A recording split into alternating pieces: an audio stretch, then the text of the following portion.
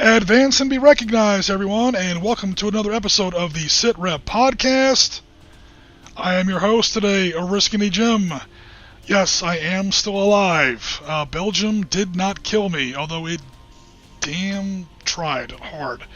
But rumors of my demise have been exaggerated, and everything is well. We'll go over the details about what that meant, for those of you who don't already know, in just a little bit. Today I am joined by my girlfriend Jennifer and my friend Piotr. So, Jennifer, how you doing? I am happy to be home. Yeah, we were coming through customs on the way back. He's like, "There's anything to declare?" I couldn't resist the chance. I stole the line from the old movie Snatch. The customs guy back in the United States in Miami, he was like, "Anything to declare?" I was like, "Yeah, don't go to Brussels." But other than that, it was great. Meanwhile, we also have, let me bring you up on screen here, Mr. Piotr. Piotr, how you doing, sir? Hello. I'm doing fine. Glad to be here after a long break, I believe. Yes, definitely. It's been a while since you've been with us here on the Sit Rep Podcast, but he is with us today. As you can see, here I am live in the flesh. Okay, so the purpose of today's stream, not only to wish everybody, of course, a Merry Christmas and a Happy Holiday Season and all that jazz, but also to go over some of the stuff that, some of the adventures and misadventures that Piotr, Jennifer, and I have recently had in Belgium and Luxembourg and even a little bit of Germany. Did you ever actually get into Germany, Piotr? Yeah, but we went through Germany to Belgium, you know. It was unavoidable. Oh, yeah, because, I think you went by train? No, by bus, but we went okay. to Germany from the, eastern Gotcha. side, as you usually do. Hello, Chip. Thanks very much for coming by. So we flew to kind of go over how the trip began for us, at least over here in the States. We started off in Miami, where I had oh man, what's wrong with my gut? Like something, it didn't hurt, but it felt kind of weird, like I ate some bad pizza or something. It wasn't actually pain yet, and we had some airport food, so I figured I had some crappy food or whatever. And we flew from Miami to Heathrow was our first leg. That was 8 hours. By the time we got to Heathrow, it was no longer like a general bellyache. It had now focused and concentrated into a little knot of pain on the right-hand side. If you guys ever get a stomach ache that turns into a small, needle, not even like a needle, like a small knuckle of pain on your right-hand side beneath your navel, go to the emergency room immediately. You may have appendicitis. So we landed at Heathrow. We got on another plane very quickly. We headed then to Brussels, and then we got our rental car. By now I could barely walk. By now I was figuring it was either like a kidney stone or something else like that. I was like, hopefully I'll just pass it. And then we drove down, it's like an hour and a half from Brussels to our hotel in Bastogne? Yeah, about an hour and a half, hour and 45 minutes. So we finally got to Bastogne. We checked into the world's greatest hotel. So if you're ever going to Bastogne, there's one hotel you need to stay in. It's the Melba Hotel in Bastogne. We ran into all kinds of problems, as we're about to go through very quickly, and they were extremely accommodating, and they really helped us out. I knew we were in good hands, and I swear to God this is true. I have photograph evidence of it. We checked into our hotel, and the room that we were assigned at the Melba Hotel in Bastogne for the Battle of the Bulge was room 506. If you know, you know. I swear to God, we were in room 506.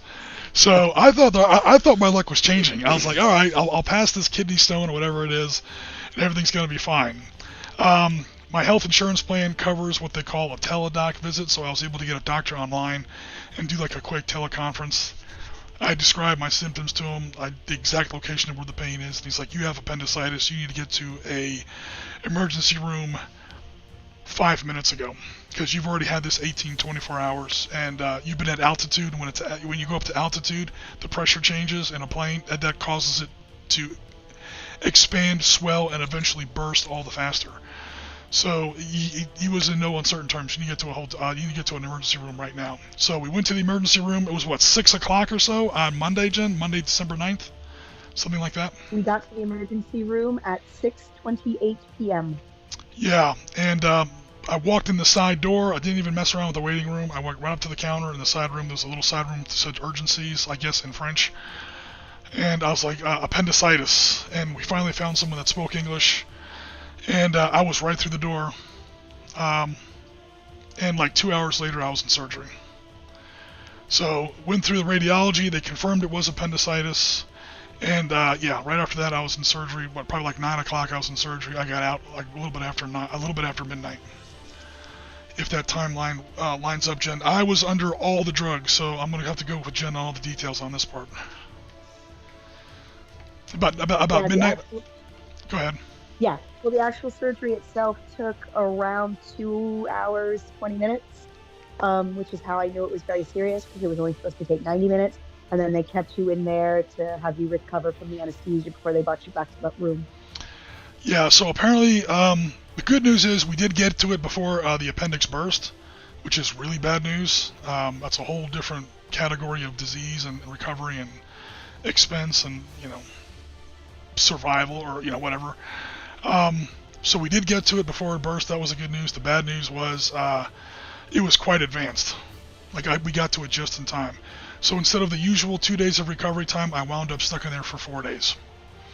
So that was the part that wasn't so fun. Meanwhile, Piotr was I was about to say landing. Piotr was getting into country, and then Piotr, what were some of the first places you guys went to? So we went to our base camp, so to speak, so to Grand Halou, or whatever you pronounce it in French. So it's like 40 minutes drive, or maybe an hour drive from Bastogne. And the first thing that we visited on our way, basically, was a museum in Sinsheim, Germany, where you can see some good stuff when it comes to the military, equipment. But then our first part of the trip was the Dasburg Bridge in Luxembourg. So I've got my little map here. So the Skyline Highway. Literally just... Oh, that's not the real map, Jim. No, Where's this is the real map? This is Your the... map. I'm not going to put my map up. Number one, I don't have a file that large. And number two, it would... He's cheating. I am cheating. This is a simplified map. Very simplified map. But that's okay. So I have to tell the chat, Jim was made fun of because a gift I got him, ready for it, a paper street map. Yes, they still exist. They still make them, of southern Belgium, because I knew we were going to be doing a lot of driving. And Jim created this Uber battle map on this street map. It was kind of amusing. Yes. I just go ahead. It's secret, and don't let him know. Well, that's why he's not showing it to the crowd, because there's some secret information that even Adolf didn't know they existed. All right. Everyone's going to be talking that trash. All right, here we go. Since everyone's going to be talking all that shit. All right, here we go. It's just a regular road map, a highway map of southern Belgium, so it's very detailed. It's only southern Belgium, it's not even the whole country. And I pretty much just plotted out the Battle of the Bulge on it. So you can see where, 7th Army is, 5th Panzer Army, 6th SS Panzer, the Germans are here. They're trying to push this way. Bastogne is pretty much smack dab in the middle of it. And they get like about this far, just short of the Meuse River. So basically I just wanted to plot out on modern roads where the battle took place and where all the divisions were and where all the movements were. So that as we're driving down the modern roads, clearly, we're doing the driving in 2024, I could see like where I was in relation to different events in the battle. But yeah, this map is pretty huge. I did a lot of scribbling on it. That's probably not going to come out in terribly good focus there. But yeah, you can see where some of my 6th SS Panzer Division divisions are, or 6th SS Panzer Army divisions are located. Here's Krinkelt and Rocherath. These were 2 of my objectives. And I won't show the whole map because it's literally like this big, and by then you won't be able to see any of the details on it. But yeah, we were just trying to figure out like where we were going. So back to this map. Of course, we landed in Bastogne. Where did you say you were staying at? It was about 40 minutes out of Bastogne. Piotr, if you can see this map. Grand Halou, the exact city was Bilsem. I know. Bielsam, that's just near Hofelijs, isn't it? Yes. Is it east or west of Hofelijs? Does anyone remember? That I don't know. I have a map right here. I could probably, if our audience will I bear remember with it us. took me 47 minutes to get from Piotr's house to the hospital. Oh, my That's Lord. what I remember. Yeah, so that was, I got Hofelijs. Where's Bielsam on here? You know what, I'm not going to torture the audience with this. Okay, I see it. So here's Hofelijs. Bielsam is going to be up here somewhere. All right, so while we were in Bastogne, Piotr was going to, Clairvaux, and then also you said the Dasburg Bridge. I know where that's at. That's right here on the Our River. Where else were you going on the first day, Piotr?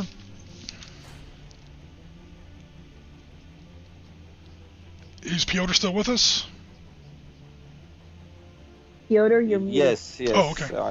Sorry. Yeah, if I remember correctly, we went to Diekrech or Diekrech. I don't know how you pronounce it. Yeah, It's that's the that big. That's it museum. way down here. Yeah. So we went down there, Right. and from that point. That's we where the big moved- museum is, right? Yes, Cool. that's where the big museum is. And from there we went back to our base on the first day. So Wow, we you did a lot of driving. Yeah, we did a lot of driving. So basically, we also went next to the capital of Luxembourg, so Luxembourg, basically. Luxembourg City. Yeah, to Luxembourg City to Don't visit know. Is that on this map? Oh wow, you went much further south than we did. Yeah, we went there to visit the military cemetery. Oh yes, let me go ahead and bring that up because that's one place that we did not go. So guys, bear with me just a second here. Places that Piotr went that I did not. So this would be one of those pictures, I'm assuming. This is this is Patton's. Yeah, this is Patton's monument, but it's not the cemetery itself. It was a little bit down south. This was hopefully. Oh, this is the cemetery. Yeah. Yes. Okay. So you have Patton's grave over there. You have two recipients of the Medal of Honor, and you have two guys from the Easy Company buried there, of course. I've got. Okay, there it is. Okay, cool. Yeah, we do have Patton's grave. People were asking me in Facebook whether or not I was going to get to visit Patton's grave. It was too far south for us. Obviously, our trip was somewhat damaged by this this incident, this medical emergency that I had. And it did kind of turn out to be a bit of an emergency. When I came out of surgery, the doctor said you made the right call. If you had tried to get back on a plane and have this surgery done in the United States, you literally would not have made it. It was way too advanced, plus the altitude and the pressure changes. This thing would have blown up over the Atlantic. And they can't get you to an emergency room at 35,000 feet. Odds are, I literally, I mean, not to get over dramatic, but I probably wouldn't have made it back to Miami. So the good news is we got it in time. The bad news is I lost the first 4.5 days of my 6-day vacation. So that was a bit of a heartbreaker. Then Jen did some Herculean and heroic trip management, changing flights, getting new hotel reservations, canceling old hotel reservations, moving things around. It did cost a little bit of money, but this is why you save up money for trips like this. And we wound up with like 4 days, 3.5 days, 4 days, instead of 1 day or 1.5. So we managed to save something out of the trip. But this is the reason why we didn't get to go all the places we wanted to go. So this is also why I wanted to bring Piotr in on the chat, because he was able to see a lot of the stuff I wasn't able to. So cool, awesome. That was and this is the Dasburg Bridge, if I'm not mistaken. Yes, Because, this is the Dasburg Bridge. So from the east of the, Right. sorry, it's the view of the Dasburg Bridge, but from the German side. Right. So above the building you can see the skyline highway. So the ones that the Germans took in order to, move further Right. into Luxembourg. So the significance of this spot for people in the chat, this is the Duisburg Bridge right here. In fact, let me go ahead and change colors. We'll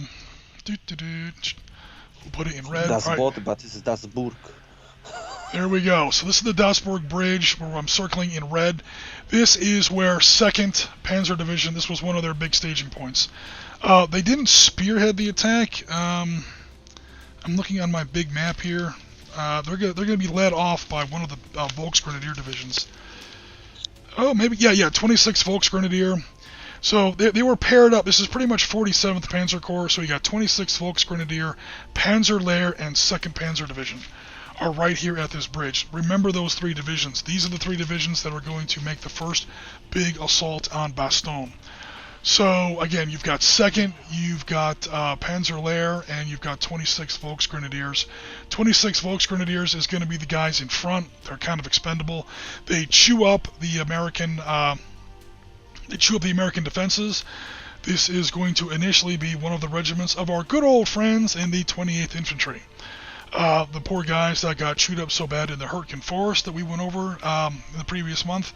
When they got done being chewed up in the Hurtgen Forest, they said, we're going to pull you out of the line and send you to a nice quiet sector where nothing bad's going to happen for a while, and you can absorb replacements, train your replacements, pretty much rebuild your division. And they sent them to this quiet zone where nothing bad ever happens. They sent them right to the Ardennes. So they were one of the first 4 American divisions that actually absorbed the main shock of the 26 German divisions in the initial assault. 28th U.S. Infantry. The other old division that was in the area was 2nd U.S. Infantry. We'll talk about them later. And then they also brought in 2 brand new divisions to kind of help them get acclimatized to combat, kind of get their feet wet a little bit. They were brand new, green globs from the States, from the English Channel. This was the 99th Infantry and the infamously unlucky 106th, the Golden Lions. But for now, we've got 26th kind of cracks this line, and then 2nd Panzer swings in the north, Panzer Lehr sort of swings to the south. Eventually 26th is going to close up here on Bastogne. I think they reach Clairvaux like 2 days later. I think that battle starts on the 18th, Piotr, if that rings a bell. Yeah, I believe so, because it was the 110th Regiment of the 28th that was holding the line over there with the Fuller guy who was demoted, I believe. Yep. And he got this regiment to fight with, and he was basically stationed in Clairvaux, his headquarters. So 2 days later they are there. So you can see already how the German plans were not up to a time point, so they were really delayed. Yeah, they were hoping to be, I think, at Bastogne on like day 1, but clearly that didn't happen. So just keep some of these places in mind, everybody. We got the Duisburg Bridge. We've got Clairvaux, which is where we wound up staying for 2 nights. We didn't plan to, and then eventually Bastogne. And then once the 26th reaches Bastogne, the Germans start to sort of flow around it like water around a rock in a stream. 26th is going to invest Bastogne, along with some other follow-on German units we'll get into in a second. But the point is, 2nd Panzer bypasses it to the north, Panzer Lehr bypasses it to the south, and they keep on going. And this, of course, is where Bastogne gets encircled. One of the reasons I definitely wanted to go to the Duisburg Bridge was this is the starting point of 2nd Panzer. And as fate would have it, spoiler alert, fast forwarding to the end of the Battle of the Bulge, 2nd Panzer is going to make the furthest advance. They're going to wind up right about here. So despite everybody else's efforts, 2nd Panzer makes it further than anybody else.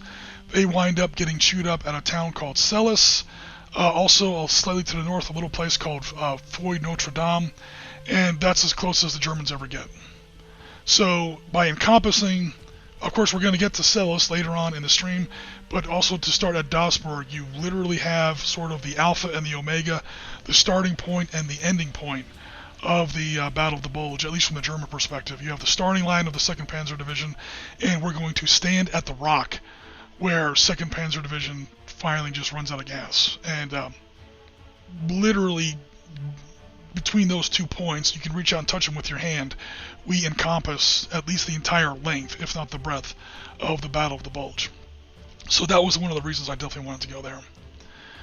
I've got way too many pictures open here. I don't know how all these pictures got opened. But go ahead. And on the first day, I also visited the gym. Oh yeah, we definitely. So this is a friend of yours who took some before and after, or I should say, some 1944 and 2024 pictures of Dasburg Bridge. Yeah, this is Łukasz. So he was our, so to speak, guide, the organizer of the whole trip. He runs, this kind of an enterprise that he visits this battlefield. So this kind of a battlefield tour stuff. But he's really well accustomed to the history. He knows what he's doing and what he's talking about. He does some really good research, and he's one of the guys that will show you some stuff that other people won't, and he's really competent when it comes to the stuff he's talking about. That's pretty cool, because a lot of times those tour groups are like, I mean, they know the basics, but they don't know all the details. That's why me personally, I tend to avoid them. But it sounds like this guy definitely knew his stuff. Yeah, he does, and he's well known when it comes to this, so to speak, ghost pictures of showing the original picture of how things looked in the 1944 or 1945 in this case, and then you can take a picture from the perfect angle of how things look right now, basically. Okay, so let me figure out where the hell I am here.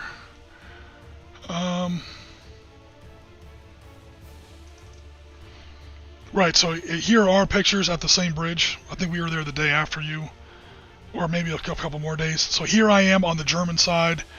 This is what 2nd Panzer's looking at as it's getting ready to cross the bridge. They cross the bridge, that building with my girlfriend right there, by the 50-kilometer-an-hour sign. That's Jen sighted right there.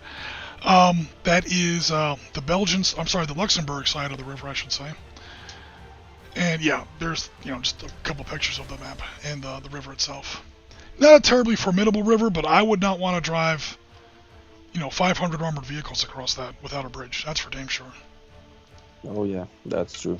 There's a horrifying picture. We'll skip past that quickly. Yeah. So you yeah. Look so serious. I don't have in your pictures. I'm sorry. What? Appendix, and I'm angry. I'm sorry. What was that, Jen? I said you always look so serious and formidable in your pictures. Formidable? I'll there go are no with serious. smiles from military commander Oriskany. He's smiling in military. Here you go. I'm smiling on the inside. At that point, I really was. I was like, thank God I'm out of that hospital. But yeah, speaking of which, even before that, so what wound up happening was, now here's a picture where I really look bad, but that's okay. So I landed in Bastogne, and then as we're getting ready to go to the hospital, I'm like, great, my vacation's already over. I literally landed an hour ago, and my vacation's already screwed. I'm going to walk around, even though I could barely walk at that point, I'm going to walk around Bastogne a little bit and take some pictures. This is Monday, December 9th. Because damn it, I'm going to at least prove that I was there. So, taking some pictures as the sun is going down that night on Monday, and then from there we immediately go to the emergency room. Piotr, I know you were here at least once. This is the Sherman that's parked right in the central square of Bastogne. Yeah, that's true. I've been to Bastogne on day 2 of my trip. Sorry, on Tuesday, so basically day 3. We started with Bastogne, but with one of the Sherman turrets on the western entrance to the town, and then we went to. I don't know if you want to show it on the map or just the pictures. I'm looking for my picture of the turret. So the whole eastern side of Bastogne, guys, is marked with these tank turrets from 10th and 9th Armored Divisions, which I really wanted to see, and I really wanted to highlight in my photographs, in my visit, and also in this stream, because god damn it, it wasn't just the 101st in Bastogne. If it had just been the 101st in Bastogne, they would have been a speed bump. Nothing against the bravery of the men or anything like that, but I'm sorry, those airborne divisions don't have attached tank battalions. They don't have attached tank destroyer battalions, self-propelled artillery, heavy artillery. A lot of that stuff, the stuff that you need to stop 3 German divisions. Again, the aforementioned 2nd Panzer, 26th Volksgrenadier, and Panzer Lehr.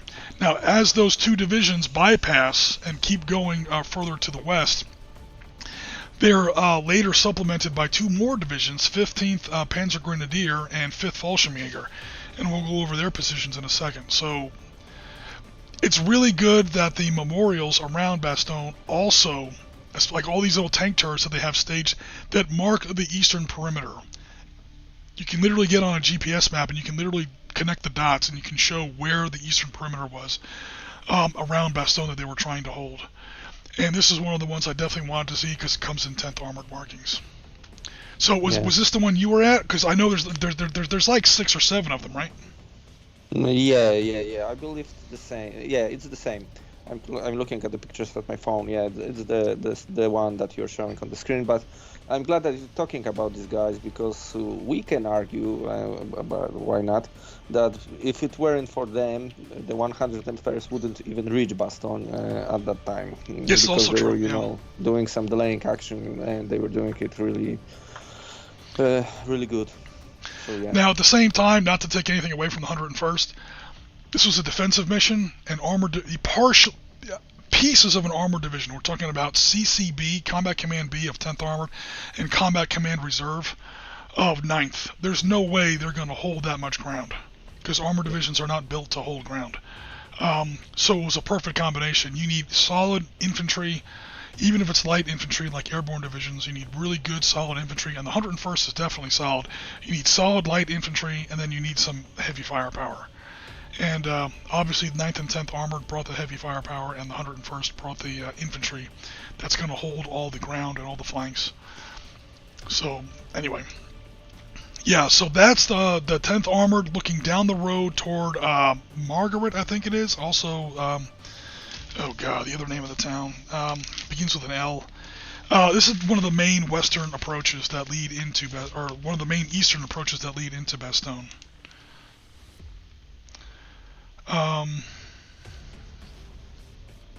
Longvilly is how you spell it. I have no idea how to pronounce it. Longvilly. This is that road. So looking down that gun barrel, that highway, it passes first through a tiny village called Margaret. I'm probably not saying that right. And then Longvilly. This is the main approach route of lead elements 26th Volksgrenadier, later supported by 15th Panzer Grenadier, and then bypassed to the north by 2nd Panzer. So this was definitely one of the big spots I wanted to see. And this is what the guys would have been seeing. They would have been engaging German tanks coming over this ridge right here. This was the front line of the Bastogne perimeter through that week in December 1944. And yeah, you can see where the hole got popped in the middle of that Sherman. Yep. Missing its muzzle brake. And they also have a neat memorial there for some of the nurses in Bastogne, especially the civilians that helped, hold the city and help the soldiers stay in a condition to hold the city through that very decisive week. And there's kind of a broad view. But anyway, cool. So while I was languishing in the hospital, I can't remember where you were. You were way up north somewhere. In fact, I think you were... On that day, basically, that I started with Bastogne, so on Tuesday, we went from Bastogne to Noville. So not that far away, basically. Right. I'm just cleaning up my little map here a little bit. No worries. Cool. So, we'll stay with red. All right. So when I'm. in Bastogne, Go ahead, Jen. sorry, when you were in Bastogne, you said they might like to hear, because you don't talk about this often, but somebody in the military also had something to do with a beer. Someone in the military had something to do with a beer? Oh, yes. Yeah, remember you said you went to that famous place where the guy made beer, and I don't remember. I was a little distracted at the time, but It was a very famous beer that had something to do with somebody from the war. Oh yeah, so there was this guy, one of the paratroopers, this Speranza fellow, who was famous for bringing beer in his helmet to the sick guys at the field hospital, and later they commemorated him in the it's called the Nuts Cafe or the Nuts Patisserie, or I don't remember, but it's the Nuts, basically, it's the place of the name, and they sell the airborne beer. And on a commemoration to the guy, he was there. There are pictures of him with the owner of the spot, and you can also buy a small helmet that you can drink from, and they also give you the beer in this type of helmets. So it's a part of the story of the place. Nobody That's actually, I brought think you got your dad some of that beer. nobody brought me any beer when I was in the Bastogne Field Hospital. I just want that on record. Nobody brought me any beer. They brought me I was apple talking- juice. They brought me apple juice. They brought me all this other garbage. They never brought me any beer. That's contraindicated for antibiotics, Johnson. Sorry. No Yep. beer in a helmet or otherwise for you. That's okay. So yeah, so on the first day from Bastogne we went to Noville, then Bois Jacques, back to Bastogne to the War Museum, I believe. Oh, And yeah. Then There's so then many we sites in went- Bastogne. It's tough to keep track of them all. Yeah, and then we went to Foy to end our day in the field. Okay, so what he's talking about, guys, is well, we'll get back to the War Museum in just a second here, but The- Bois Jacques, if I'm saying that right, probably not.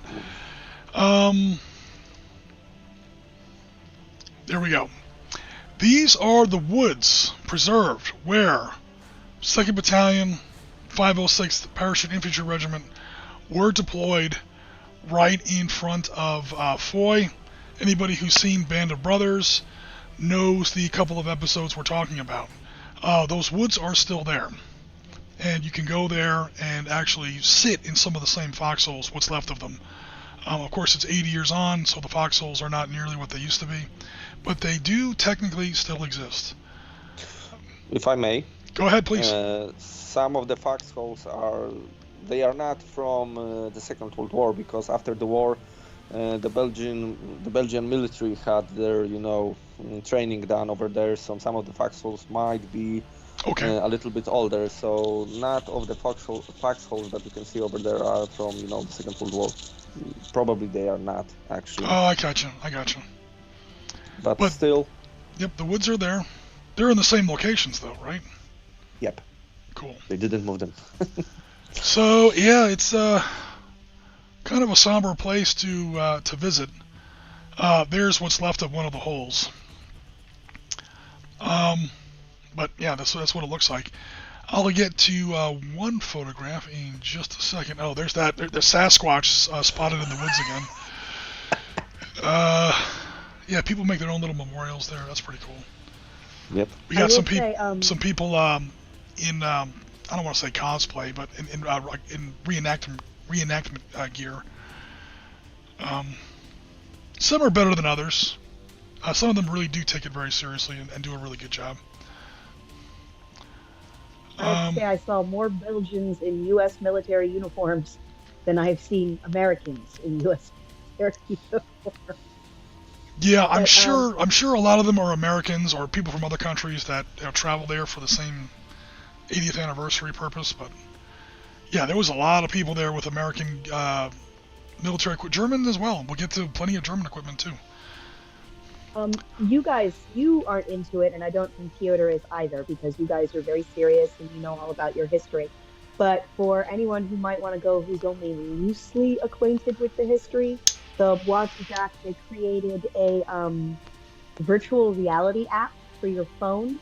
So as you're walking through the woods, Right. you point your phone at different spots, and then a little video basically pops up with the woods in the background of little clips and little scenes and little moments from the battle that they recreated, which like I said, for serious military history people, this is like a joke and you'd be laughing at it and making fun of it. But it's a neat thing that they did for like the amateur historians there. So they're not just wandering going, ooh, look, pretty trees. You Right. know, they actually kind of know what happened there. Give them And I downloaded a it for general. me. That's pretty cool. Yeah. And it was pretty neat. It was pretty well done. The narration was, of course, in French with English subtitles. But then when they had the reenactors on there, they were speaking in English, and it was kind of neat. As you pointed it at different spots, they talked about how to dig, what they did, how they dug the holes, and medical care and food and the supplies they needed. It was a neat touch. It made it a little more than just some really somber but pretty woods. So here is where they staged their attack on Foy. Now the tree line has changed shape a little bit. It's very like you see where it has like this very deep trench cut into it. But there in the correct me if I'm wrong, Piotr, but there in the distance, you can still see the outskirts of Foy. Yep. So again, I think in World War II this tree line was much more straight. Here it's got this extension, and then there's this deep sort of channel cut into it, and then it kind of goes back out. Clearly that chain link fence wasn't there at the time. So I'm not sure exactly where the tree line was at the time, but this is roughly where it was, and yeah, Foy is still there. So you can see some of the open ground that they had to cross in order to get into Foy. And it's one thing to see it, on Band of Brothers or something like that, and it's something else to see it when you're literally standing there. Almost 80 years, almost exactly to the day, from when they would have had to make that assault. That's true. Yeah, here are some of the holes. There's a chain link fence, or a chicken wire fence that definitely wasn't there at the time, but Yeah, they installed it 2 years ago, basically, or maybe 3, because the guys that were on a different trip with Łukasz, I believe they said that 2 years ago there was no fence. So okay. You could enter the forest without any problems. Now you have to buy the ticket at the War Museum. Oh, gotcha. And then you can access the forest itself, probably for preservation purposes. Yeah, I that believe. too. So, yeah, I got a little bit of video here of what it's like to be in the woods. Unfortunately, I was there on Sunday, so that was, Sunday the 15th. So it was like the busiest single day. Our original plans had it to where we would not be even in Bastogne on the 15th and 16th. Or I should say the 14th and 15th, because yeah, we knew it was going to be psychotically crowded. But no battle plan survives first contact with appendicitis. And yeah, we wound up there on like the busiest day. So it's unfortunate that there was all these crowds there. But what are you going to do? Yeah, that's true. And yeah, some more small bit of video here. Just, what the woods look like today. Yeah, and then we drove drove northwards out of those woods, and now we're actually driving toward Foy, and we got some better pictures of Foy. And then did you get a chance to stop by the German cemetery that's right around here, Piotr? Yes. Okay, cool. Yes, I was there. We did get a little bit of that on our last day out. So right near Foy there is the German military cemetery. We also went by a couple American cemeteries, but we did want to hit at least one German cemetery on our way out, so that we didn't miss it. Just like at Normandy, it's the same way as in Normandy. There are multiple men in each location. They're kind of piled up in there, and it's an almost, I don't want to say depressing, but kind of depressing number of unknowns. Time after time after time, you just see Ein deutsches Soldat over and over again. They don't know who half these people were. Like right here, Ein deutscher Soldat. Yeah, a German soldier. That's all they know. They have no idea who he was. That happens a lot. There were actually 6 names on each grave marker. Yeah, there's 3 on each side. But the problem is, when you wind up not controlling the ground after the battle, the other side is going to be the one cleaning up, because they own the ground now, and they're not going to they're not going to know as much as far as, who these people actually were. So you see plenty of that. They have a little shrine there, which is very nice, and so on. Little appeal for What peace. cemetery did I go to? Okay, we'll go to that next, real quick. You were at... Well, I was still in the hospital, and I couldn't get to all the places I wanted to get. The main one in Belgium. So the Ardennes American Military Cemetery. We did not get to the big one down in Luxembourg. The one down in Luxembourg is where Patton is buried. But we were more interested in the Battle of the Bulge. So we went to this one instead. This is just south of Liège, if I'm saying that right. Piotr, did you get this far north to this one, or? No, we didn't visit this one. So the inside is very cool. It's got like a general overview, not only of the Bulge, but the Western Theater of Operations, European Theater of Operations in general. Because it's not just guys from the Bulge that are buried here. It's pretty much everybody, not everybody, but a lot of people, a lot of Americans who fell during that part of the Western Front. So there's going to be some guys from the Hurtgen Forest here. There's going to be some guys from Nordwind. There's going to be some guys in here from the Bulge, and you know, who knows how many other engagements.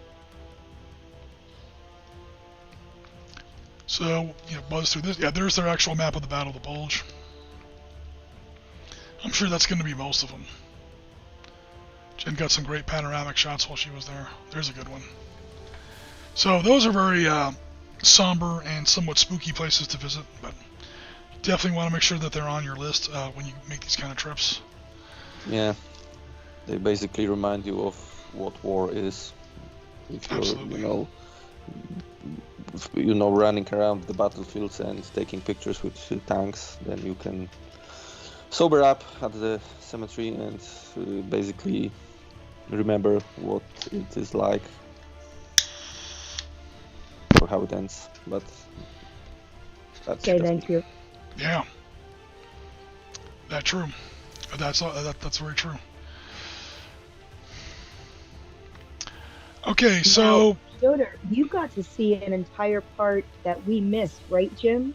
yeah, Malmedy, did I say that right? no, we both got to Malmedy. He got to get to Manhay and Hofleis, which are kind of right in the middle. So, go ahead. Oh, hello. No, go I ahead, remember Piotr. this corridor. No, we didn't get Malmedy. We got Manhay. We didn't get Hofleis. We or did. Malmedy. We did get Manhay. Oh, we Okay. did do Malmedy, the Malmedy last time. Yeah, Sorry. we did get that. Yeah. So here was the first 4 days of my vacation. There's one end of the corridor. There's the other end of the corridor. I think I did this about 300 times. They said to walk as soon as you are able to sort of get your intestines moving again. So I haunted this hotel like the ghost of American Christmas. Up and down, up and down, up and down, like literally 300 times. Like everyone in this hospital knew me by the end of my stay there. Like, it's the crazy American with the appendix. And there's me finally getting out of the place. There's the emergency room where I kind of snuck in the side door. But what was kind of more important than that was really lifted my spirits, because I was really in a shitty place, physically and emotionally. Is it in this folder? Give me a second, guys. I'm sorry. I know we just kind of went through all this. Did I not organize? I apologize. I did not organize this folder correctly. My bad. So, yeah, that's me the morning after getting out of surgery. And then, yeah, as you can see, I'm not exactly in a great place right here. My hair's not even combed or brushed or whatever. But yeah, so just to kind of give you an idea how cool this was, and again, thanks very much as always, Piotr, for this. Let me clean up my desktop a little bit here before I melt my computer. I was in Bastogne, in the north end of Bastogne, leading toward Foy and Noville is where their actual hotel is actually located. So that was me, and we kind of knew where Piotr was.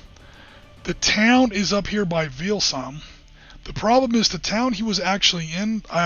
Jen, do you remember the name of the town? Hello. But I had it wrong. There are multiple towns in Belgium with that exact same name. Grand Hello. Yeah, so he was That in was the Grand mistake. Halou up He went here. to Halou. He was in Grand Halou up here. I found Halou on maps, and it's like over here someplace. Because you got photographs from La Roche while you were there, right, John? Yeah, I had to pass through La Roche to get to the right spot. So Piotr calls me up, or he contacts me on Facebook. He's like, I'm going to be here at like 6:30. So I send Jen on the road at 6 because I know it's going to take her some time to get there. I'm like, go there so that, he's not waiting half an hour. So long story short, take your first shot. I send her the wrong way. And she's, hell for leather back towards Brussels. And then she gets here, and we find out that's the wrong damn town. Meanwhile, Piotr gets to where he's going, and now he's like, where's your girlfriend? I'm like, God damn it, I sent her the wrong way. So not only does she have to cross all this direction now, but there are no good roads in here. Like, this isn't too bad. There's an actual pretty good highway here, but here, there are no good roads. It's all switchbacks and mountain roads, and by now it's foggy and misty, and it's dark because the sun goes down there at this time of year at like 4:30 in the evening. And it's pitch black plus mist. So here's poor Jen. This right here took her about an hour. And then from there, they had to come down here to meet me in Bastogne. And then Jen has to drive Piotr back up to where he was. And then Jen has to come back down to get to the hotel in Bastogne. So Jen did this triangle like 3 times that night. And you know why, Jen? Because Jim was reenacting Skorzenny's paratroopers. Oh, you have to go that way. Yeah. Skorzenny's 150th Panzer Brigade. I was sending everybody the wrong way, the wrong direction, switching signs around, misdirecting American forces. Yeah, I didn't mean to do that. Well, no, this was all because, Jim, who doesn't travel a lot, heard the phrase, when you go visit somewhere, you want to see it like a native, right? Yeah. And he unfortunately took that a little too seriously. And he decided the best way to get to know a town was to need to be admitted to its hospital, like other military men in Bastogne in the past had needed to be done. I wanted the military experience. A little too seriously. I wanted the military. Go ahead, Piotr. Then he decided to send Task Force Lemon to the wrong spot. Task Force Lemon is Task Force Lemon is misdirected. He was in a called a Citroen. Basically, Lemon was in a citrus car, so it was kind of funny. Yeah, but it was all fine. But what our viewers need to understand is, I have only ever driven in Florida, which is all straight, level roads. The biggest curve you have would be a highway entrance ramp. Right. So it's pitch black, 7 o'clock at night, and I'm doing switchbacks up and down the sides of a mountain in fog. I was going maybe 30 kilometers. And there were some very unhappy Belgians. Yeah, very unhappy Belgians stuck behind me. But I was like, nope. The last thing this vacation needs is a car accident. Yeah, the luck we were having, that's all we need is to get you hit into a tree on the side of some crappy Belgian road. Listening who lives in central Belgium and southern Belgium, I apologize if you got stuck behind a silver Citroen going 40 kilometers an hour in a 90 zone. Oh, come on, you were driving really well. I was feeling safe in that car, and I'm not, and I mean it. So basically, the hospital meetup on Monday, I believe, was only possible thanks to Jen. So yeah, big thank you.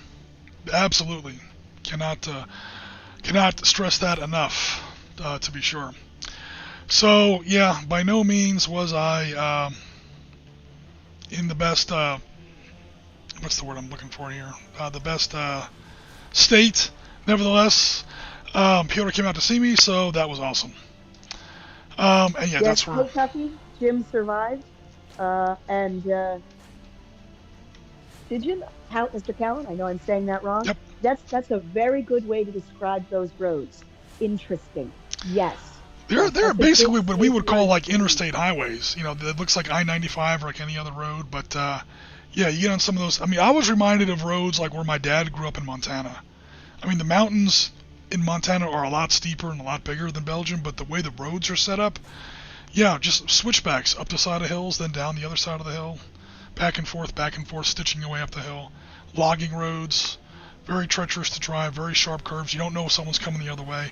And some of the roads are so narrow that only one car can pass at a time. So it's definitely scary.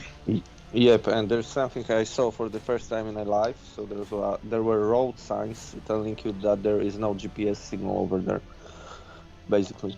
So a good place to get lost, especially during the night. So here was my gulag for 4 days, the Bastogne Hospital. I did manage to, when I was not hooked up to an IV, manage to get out to the parking lot to at least get some fresh air. But this was like the first 4 days of my vacation. That and like half-hour visit from Piotr. So leaving that aside, because that was kind of depressing. Come on, we were drinking all the time for your health, basically. I'm glad someone was drinking, because I still can't drink. Entire bottles were finished in honor of Jim being in the hospital, so you were the cause of many a celebration. I will say one thing. You're joking around and you're calling it your gulag and you were imprisoned and stuff like that, but I cannot say thank you enough. Yeah. If you ever need medical care, Bastogne Hospital, the nurses were amazing. Our French was, bonjour and merci, and that's about it. And about that badly pronounced as well. Some English. And Google Translate was our friend, but no, they took very good care of him. Yeah, and I was in. The rest of the trip happened. I was in. Everyone is more interested in hearing about.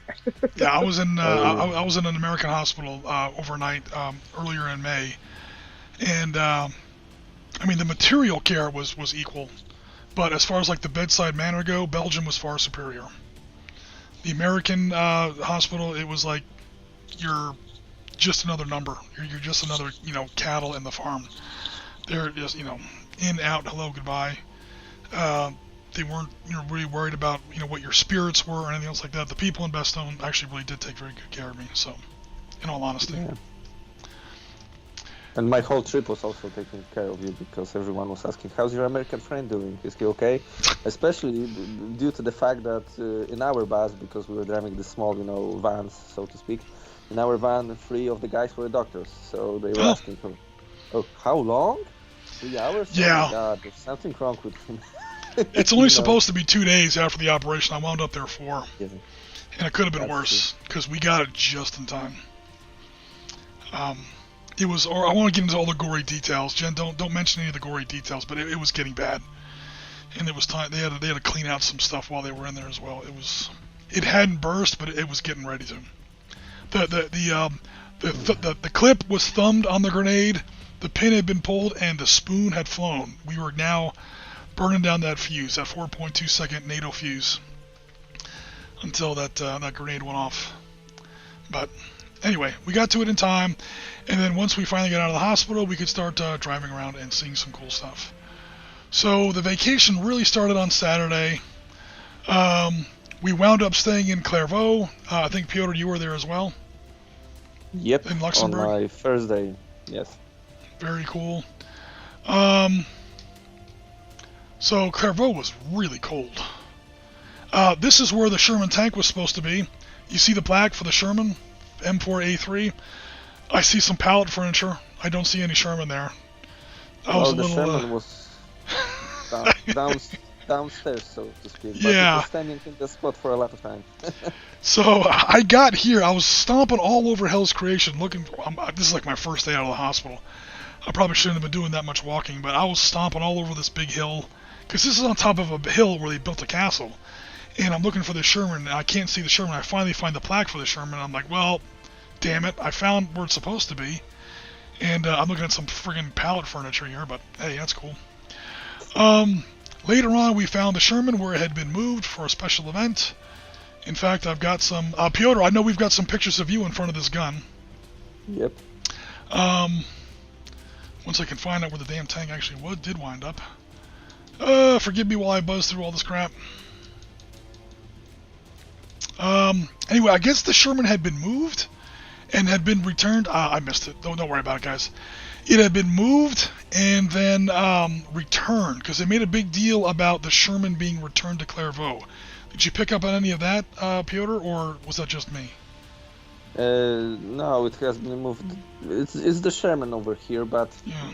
you can see it, hidden behind this weird fence, so to speak, and we couldn't take any pictures of it. But it's the one that should be up near the castle. Now, later that night, we did get to see it where they did take that stupid fence down. And you could take some cool. pictures of it. There was a huge event. Apparently it had been moved somewhere for a special event, and the town was very happy to get it back. And they made a big deal about it. It was behind this smoke screen. It had all this backlighting. It had backup singers. It had a smoke machine. This thing was like the Taylor Swift of Sherman tanks. This thing had its own little concert going. And one of the officials from the American Embassy in Luxembourg was here. That's him speaking there in the extreme corner in this video, and he's making this big thing about the American and Luxembourg. We always get along, so on and so forth. So yeah, we were there. You still couldn't really get up close to it and take good pictures of it, but because it was kind of like press only. But apparently this tank is like a local celebrity. Like I said, you can see it. It has like a little, its own little rock star stage, kind of set up here for it. But we did get to see it with the fence taken down eventually, so that was cool. And now I can't get this stupid thing to advance, because of course I can't. Yeah, there we go. So I got some partial pictures of it. But yeah, Clairvaux was extremely pretty. Again, on our campaign map, this is where, let's see, so here's Clairvaux. This is the Dasburg Bridge where 2nd Panzer started. They reached it on like late day 1, early day 2. 110th Regiment of 28th Infantry held them up a little bit, and then they kept going to Bastogne. Later we went to Wiltz. This is where 5th Fallschirmjäger managed to kind of push through, and then that's a really rough town. Did you go to Wiltz at all? No, we weren't at Wiltz. Wiltz is a gorgeous town. When I say it's a rough town, I mean the roads there are very, very tough to drive. It's a very secluded little town. That's probably just the way they like it. But we could definitely tell, like if you look on actual campaign maps of the Battle of the Bulge, you can see where the German advance just kind of stops here. And looking at that terrain, now that I've driven some of that terrain, I can definitely see why. But 5th Fallschirmjäger that started off here at Wiltz, they kind of sidestepped, and they wound up being one of the other divisions that would invest Bastogne. So, yeah, this is the overall dynamic of the Battle of the Bulge. And again, correct me as always, or fill in if I'm missing anything, Piotr. But the overall German plan was originally centered around 6th SS Panzer Army. Let me clean up a little bit of my map here. Alright, go back to pen. So 6th SS Panzer Army is up here.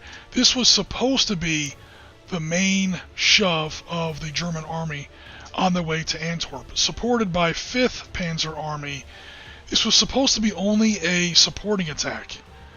Yep. And then 7th Army, of course, is a very, very... there's only 4 infantry divisions there, including the 352nd, who had defended Omaha Beach on D-Day. But anyway, these divisions were down here. They're just supposed to guard the left wing a little bit. They're supposed to guard the left wing. The main attack is supposed to come up here with 6th SS Panzer Army. We'll talk about them in a little bit. But of course, they get held up very badly. They bash through the Loschheim Gap, but then there is 2 small towns here, Krinkelt and Rocherath. Did you happen to get that far north, Piotr? Yes, because on Wednesday we went through the whole Kampfgruppe Piper route, so we visited all the places, starting from Lanzerath, basically. Okay, cool. Yes. Oh, so Lazareth is like a little bit further south. Like it's not on this map. I think it's like here. Krinkelt and Rocherath are 2 of the famous, very small towns. They call it the twin villages of Rocherath and Krinkelt. There's not a lot up there, which is a goddamn crying shame. It's more important, if you ask me, than Bastogne, but it's not nearly as well remembered. Bastogne only becomes famous because of what happened further north. So 6th SS Panzer Army is supposed to crash through those two tiny villages, Krinkut and Rosherath. They do that. They run across this place right there. Hopefully you can read it, called Eisenborn Ridge.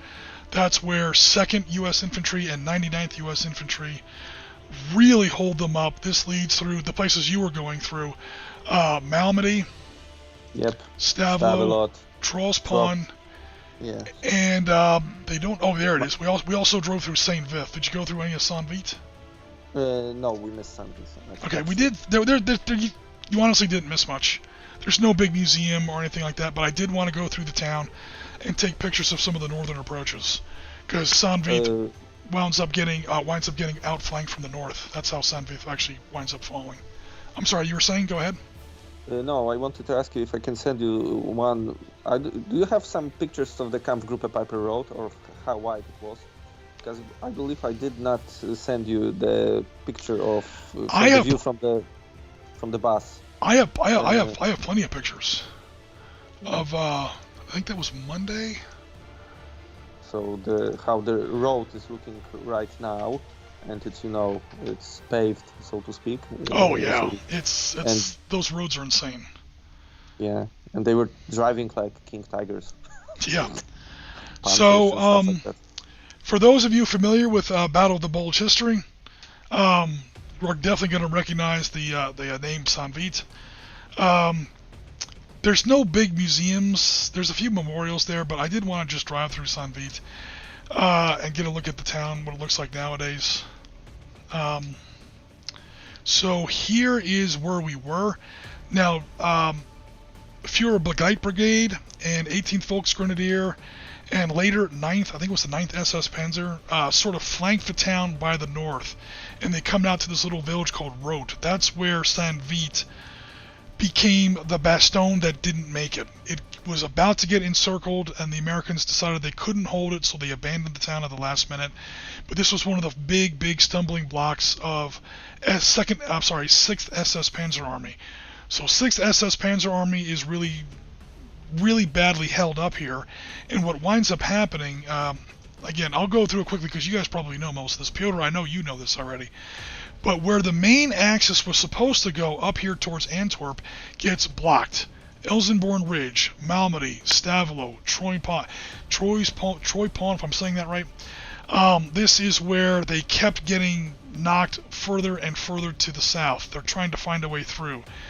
Like almost like a fly trying to fly through a window pane. It's like bouncing along the glass trying to find a way through. They keep hedging this way, and they can't find a way through. I think 6th SS Panzer Army, I know you were at the Stone, Piotr. They wind up a little bit east of Mannheim. Yeah, A town begins with an E. I'm looking it up. La Glaise. Yeah. Oh, well, yeah, okay. Well, like La Glaise is where Kampfgruppe Piper winds up. Yep. I'm talking about 6th SS Panzer Army. Oh, so, yeah, sorry. Yeah. So they wind up down here. My map is getting really disorganized here. Switch to green. So what happens with Kampfgruppe Piper? So 6th SS Panzer Army is crashing through. Kampfgruppe Piper, again, for people in the chat who might not be 100% familiar, they're like the recon spearhead out in front. Okay?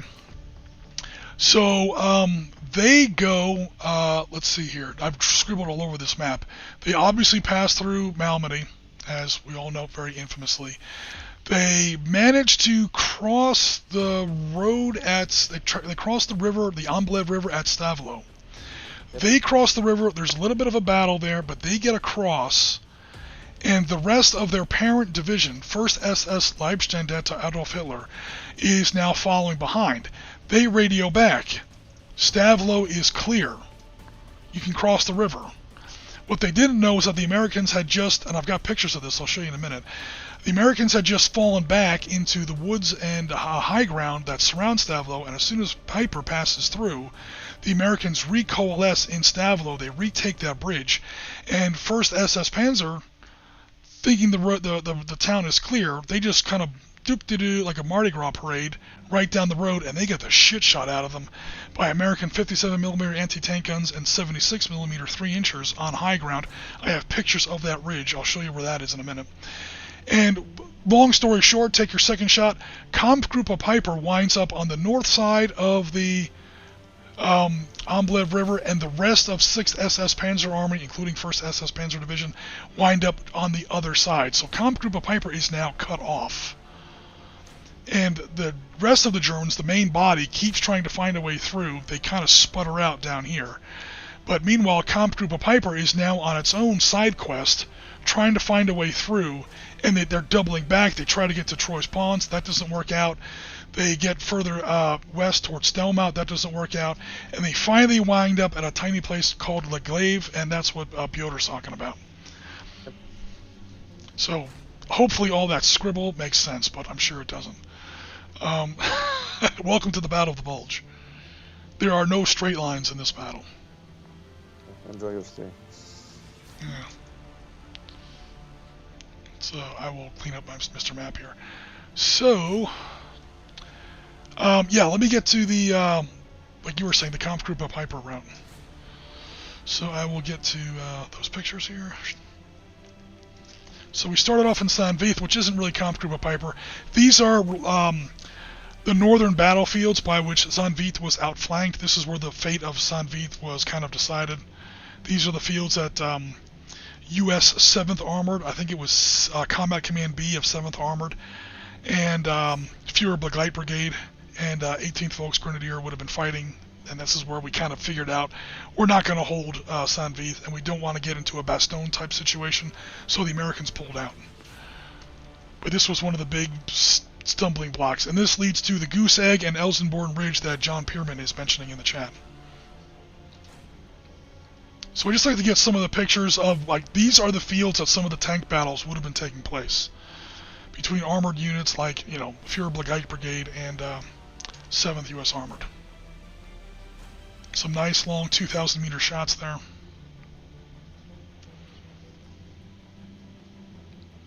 Alright, so here is where 6th Panzer Army really gets started.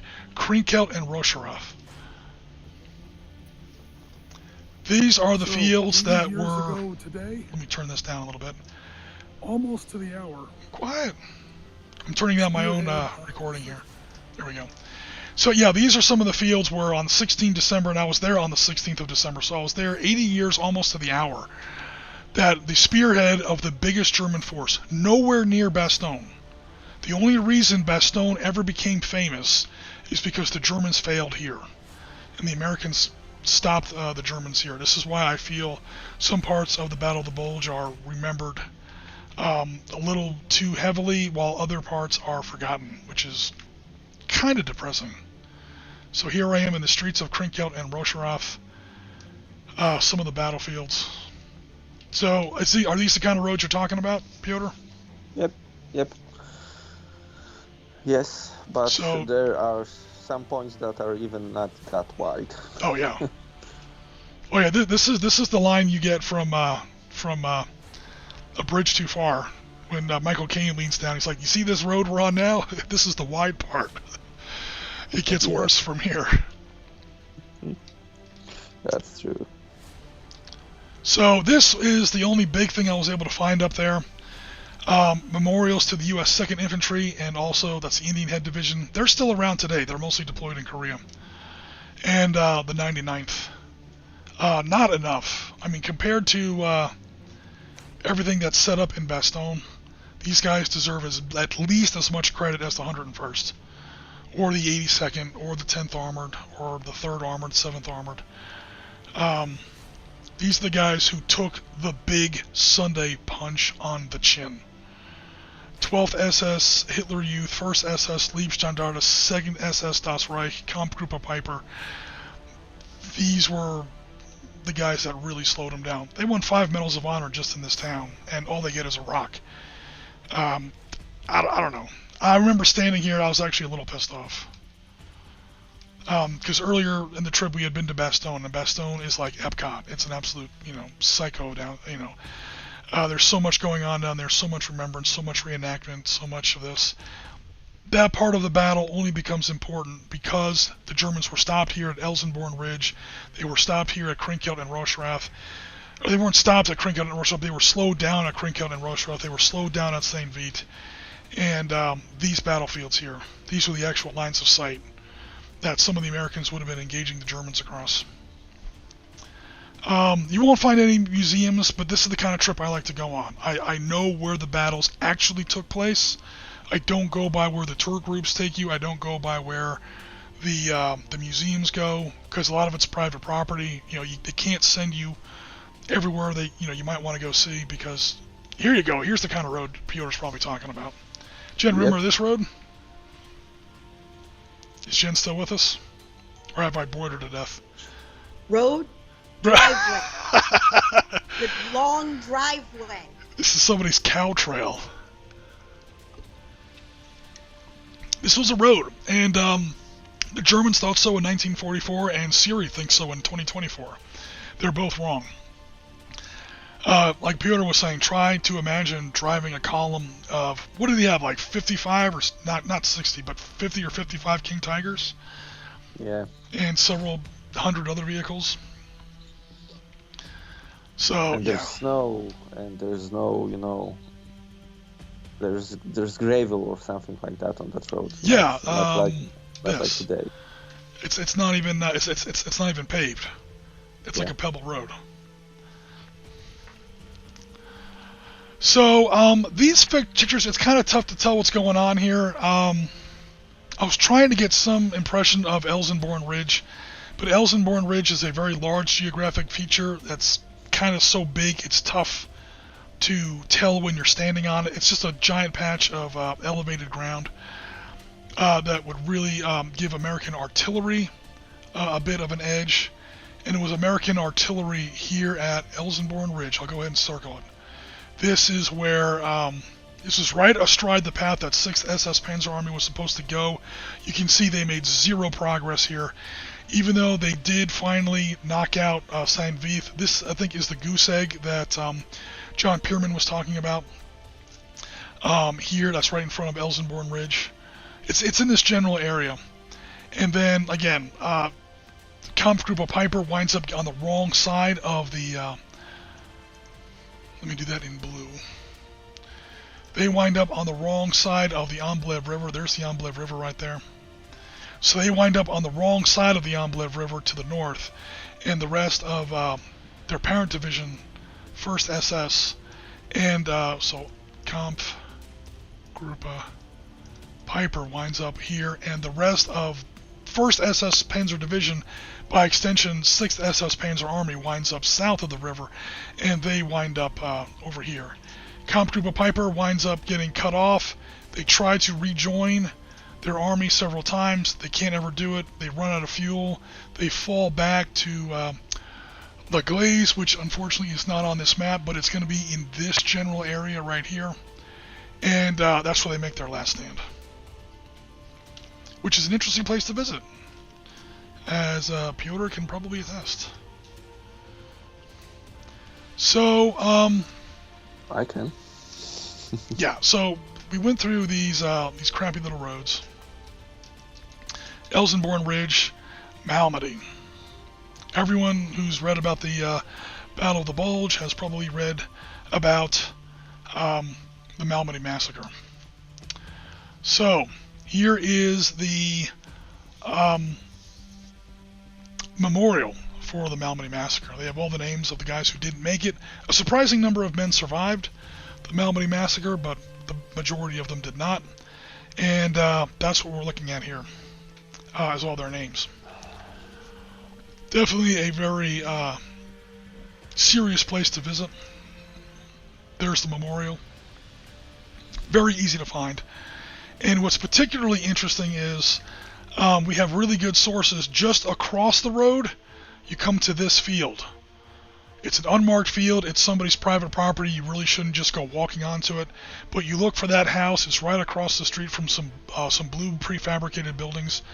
And this is the field where it actually happened. The memorial is maybe 200 meters behind me, or behind the camera. But this is the field where it actually happened.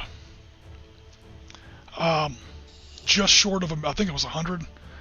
100 Americans died here, but there were over 100 victims. But like I said, I think like 15 of them, 20 of them survived. they managed to crawl into those woods you see in the background, and they would, testify as to what happened after the war when these guys were brought to trial for what they did. Yes. And I believe the massacre itself took place in a small town called Beverse or something like that. I don't know how you pronounce it in French, but basically, Malmedy is the biggest spot. Yes. Around, so that's why it's called the Malmedy massacre. Correct. It actually isn't in Malmedy. They call it. Oh God, I'm gonna try and find it here on this tiny little map here.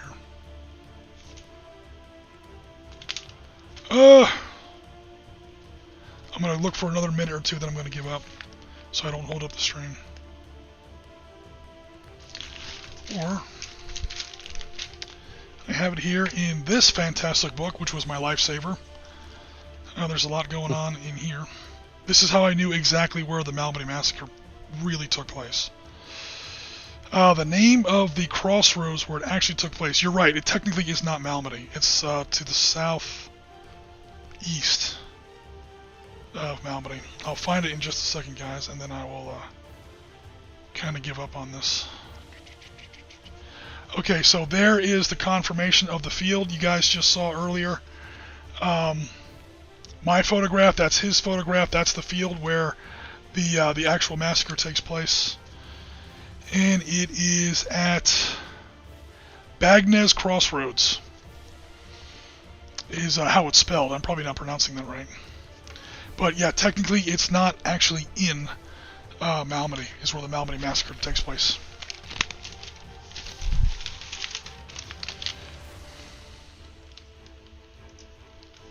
Come on.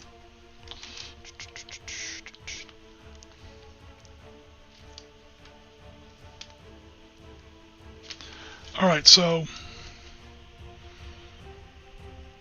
it's not really going to focus terribly well there, but that town, there's Malmedy itself, and where this finger is tapping right there, that little crossroads, see where that little Y is in the road?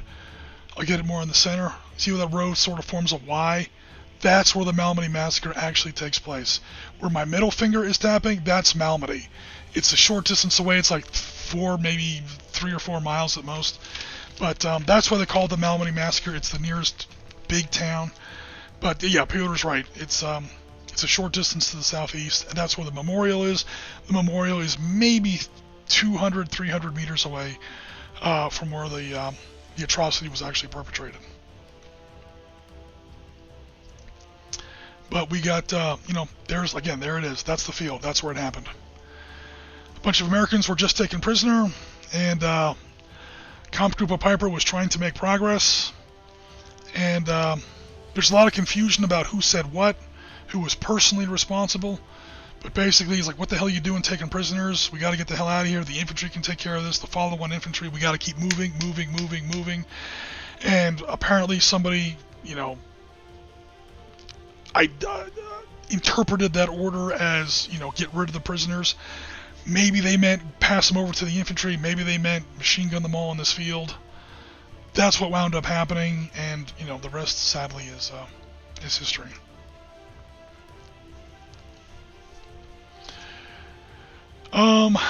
Yeah, so there's actually quite a few massacre sites. That's the big one, though. Not only American prisoners of war, but also Belgian civilians. Belgians were helping Americans. They were sheltering wounded. They were, hiding people that were, caught behind German lines.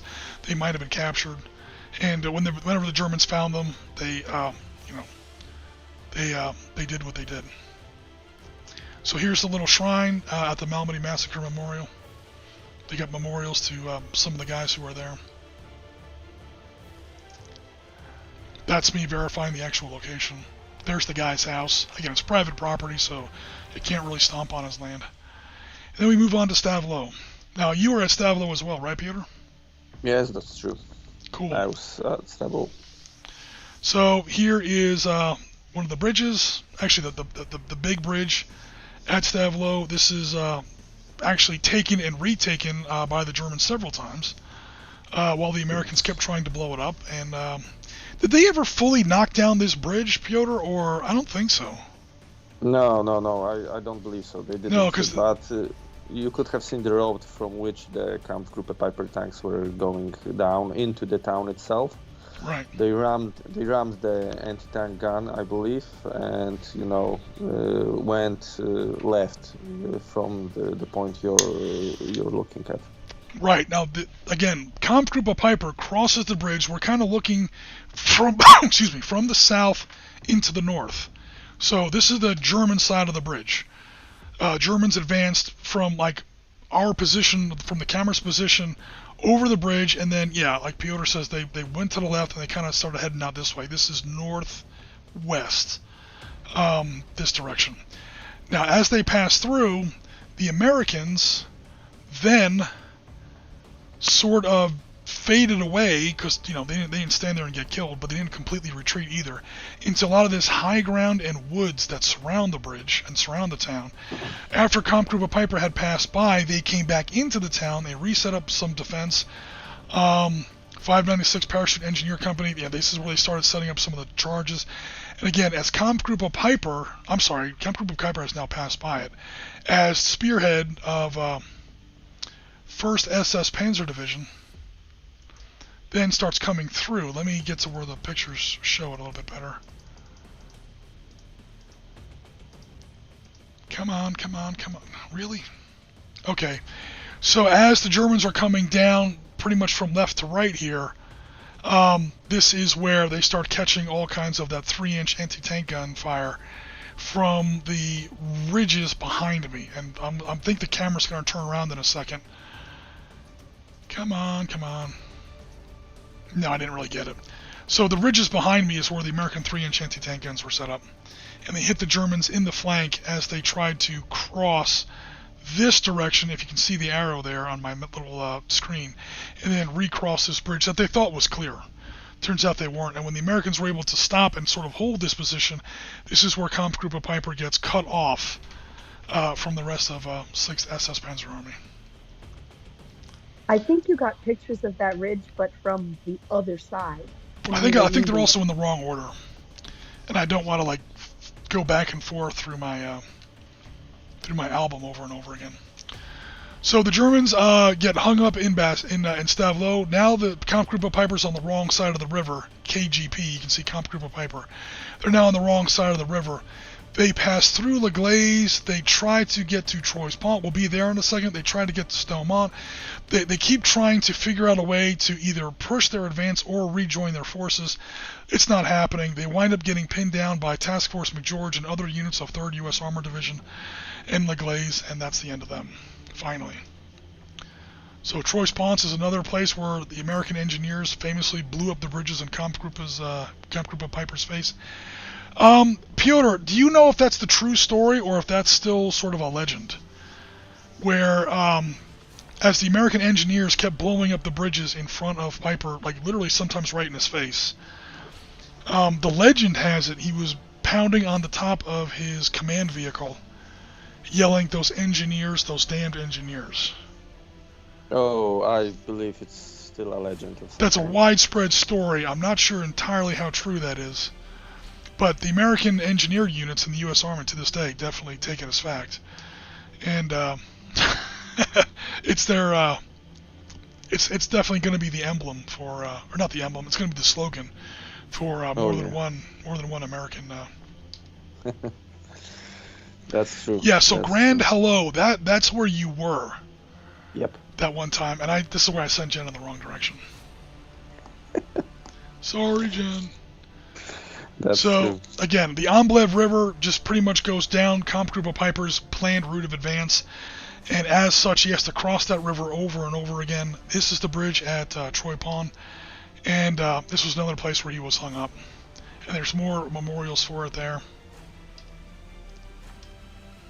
And there's another one of the bridges. There are actually 2 bridges in Troyes Pont. And the Americans There blew should be 3, I believe, because the name of the town itself is translated into three bridges. Oh, okay. Is it maybe this railroad bridge up here? Probably. Because this is technically 2 bridges. This is 1, this is 2. Who knows if those bridges were there at the time. But it's a very small town. I always thought it meant 3 points. It means 3 bridges? Okay. Oh, Yep. Pont like pontoon bridges. Is that what you mean? I believe it's from Latin Pond, meaning bridge. I'm not sure. So just try to get a look at what some of these towns look like today. This was a pretty ferocious firefight. 57mm anti-tank guns versus King Tigers. You do the math.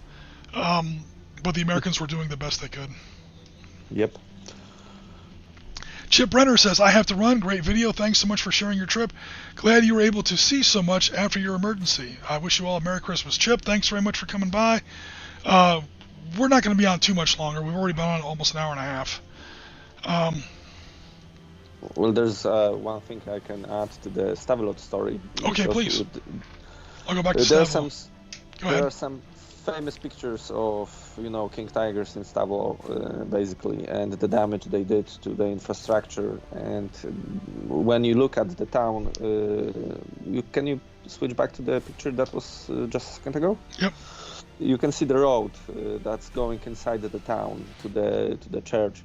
This one and right there, here. one of the King Tigers over there was, going backwards because they were pinned down by the Americans, and it ran into a house, one of the houses, and you can even today you can see the place where the front wall of the building was rebuilt because of the damage, and there lives the guy who has the original pictures taken by his dad in 1944.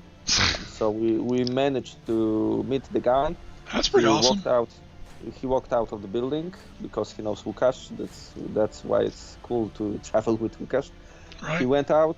He showed us the original pictures, and I have the picture of the guy with the pictures and some of the pictures, the original ones, not the ones you can see, published in different kinds of books and stuff like that. So it was a cool experience, basically, to have this meetup with this person. That's got to be an experience. Like King Tiger backs into your living room. Yeah, and there's no this beep beep beep. He doesn't give any warning. Next thing you know, there's a 70-ton tank in your kitchen. Oh, hello. Just passing through. Yep. Well, isn't that joke, where does a 900-pound gorilla sleep? Anywhere it wants. Anywhere it wants. Where does a king tiger go? Where's a king tiger Anywhere park when he's trying to turn around? Well, pretty much wherever he wants. Yeah. So here's some more. Oh, go ahead, Piotr. No, and that the tiger in La Glaise that's standing over there was bought by one of the ladies over there for a bottle of, I believe, wine from the engineers that were, cleaning up the place after the battle. Oh, is that all it was? A bottle of wine? Yeah, I believe it was a bottle of wine, maybe something harder, but one bottle. She bought the tank, and then it's standing over there with the muzzle of a Panzer IV, I believe, or a Panzer V, because you can see at the tank that the gun, the points where it has been welded to the original gun. Right. So it's not the original gun. Yep. It's too short. Callant says, the name of the town is because it is located on the point where Belgium, Germany, and Luxembourg come together. Cool. Oh, cool. Didn't know that. So here we have some general landscape shots of the Amblève River as it goes through the Belgian countryside. This is one of those rivers that, especially in 6th SS Panzer Army sector, is just fought over constantly. You read books about this name is going to come up over and over and over again. It's one of those rivers that's just was in everybody's way during that battle. So it's somewhere near where the Corsairs tried to bomb the Kampfgruppe Piper advance, I believe. Yeah. It's pretty much, the river runs along Kampfgruppe Piper's path of advance. And as the river continues to sort of weave up and down, and then the road kind of weaves along, you have to constantly cross this river over and over again. As we found out. So here we are at La Glaise. This is where Kampfgruppe Piper finally winds up dead. And I'll show some of Piotr's pictures because I think his pictures are better than mine. But we were at the same place, just on different days. Yeah, this is infamous King Tiger 213. That's still sitting there. Non-operational, of course, but it is big. And that gun, like Piotr says, isn't even the right gun. The gun should be even bigger. You can see the welding point if you take a closer look at the gun itself. Well, I can tell you this much: the muzzle brake is crooked. So I could tell even standing there at the time something's wrong with that gun. So do you remember like roughly where the welding point is? To the left, please. So to the end of the gun. Yep. You can see here near the muzzle brake. You have this, this weird, type of shape of the metal. It doesn't look symmetrical. Yeah, so there's where they welded. And that muzzle brake is kind of cockeyed. Yep. It's right now it's rolled too far away from us. It should be closer. I'm gesturing with my hand like people can see my hand. Sorry about that. Yeah, I'm doing the same. No worries. Yeah. Well, at least, yeah. So, yeah, let me get to some of your pictures here. Don't have to look at all my pictures. You've got some. Here we go. Yeah, there we go. Big Piotr at the same place. Looks like you had better weather than we did. At least your skies Oh my are. God, is that the sun? Yeah, Is it's that like the actual sun? the sky is kind of blue. Look at that. There's a Yes. sun in the sky. The entire 9 days I was there, I did not see the sun one time. Yeah, you had sun in the hospital. Sorry if I sound funny, my headphones died. Oh, okay, no worries. No worries. I do have Yeah. one question, Jim. I remember you were telling me while you were in the hospital, Piotr went somewhere and he actually saw reenactors at a certain place. Yep, we have some video of that. We can probably start to skip to that because we're getting too hung up on all this other stuff. In Manhay. Manhay, okay. Yeah. Well, so I mean, a a lot- king tiger is a reason to get hung up, Jim. I mean, that is a good reason. I did send you the video of the king tiger running down the Baston barracks. I don't know if I got that? that one. Okay. I've got this one that you sent me. And Oh yeah, it was in Hofalis. yep. So this is a firefly. It looks like. Yep. It's a firefly. The Buccaneer. So this is the. I mean, for people in the chat probably already know, this is the British variant, or one of the British variants. It even has a little British. What is it? 11th armor there. I can't quite tell there. Their divisional insignia there. But you can always tell because it has this much more rounded muzzle brake. That's a 17-pounder right there. Why is the gun wearing a ghillie suit? It's supposed to be camouflage. I don't know how effective it is. Is this the one you were talking about? Yeah, it's the Baston barracks one. So we have the jumbo one, first in Baston. But over here you won't see the king tiger. You will see the IS-3. In the background you can see a lot of smoke. That's the IS-3 coming. Yeah, he shows up eventually.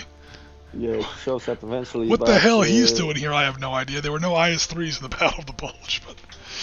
Oh, Cobrats were everywhere. But here he comes. Look at this guy.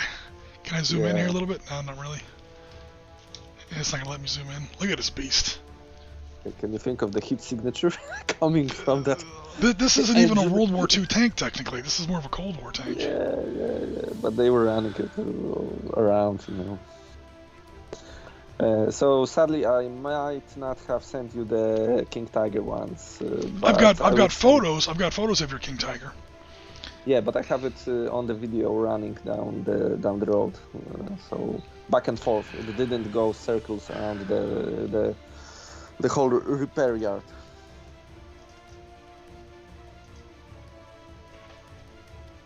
No, damn it.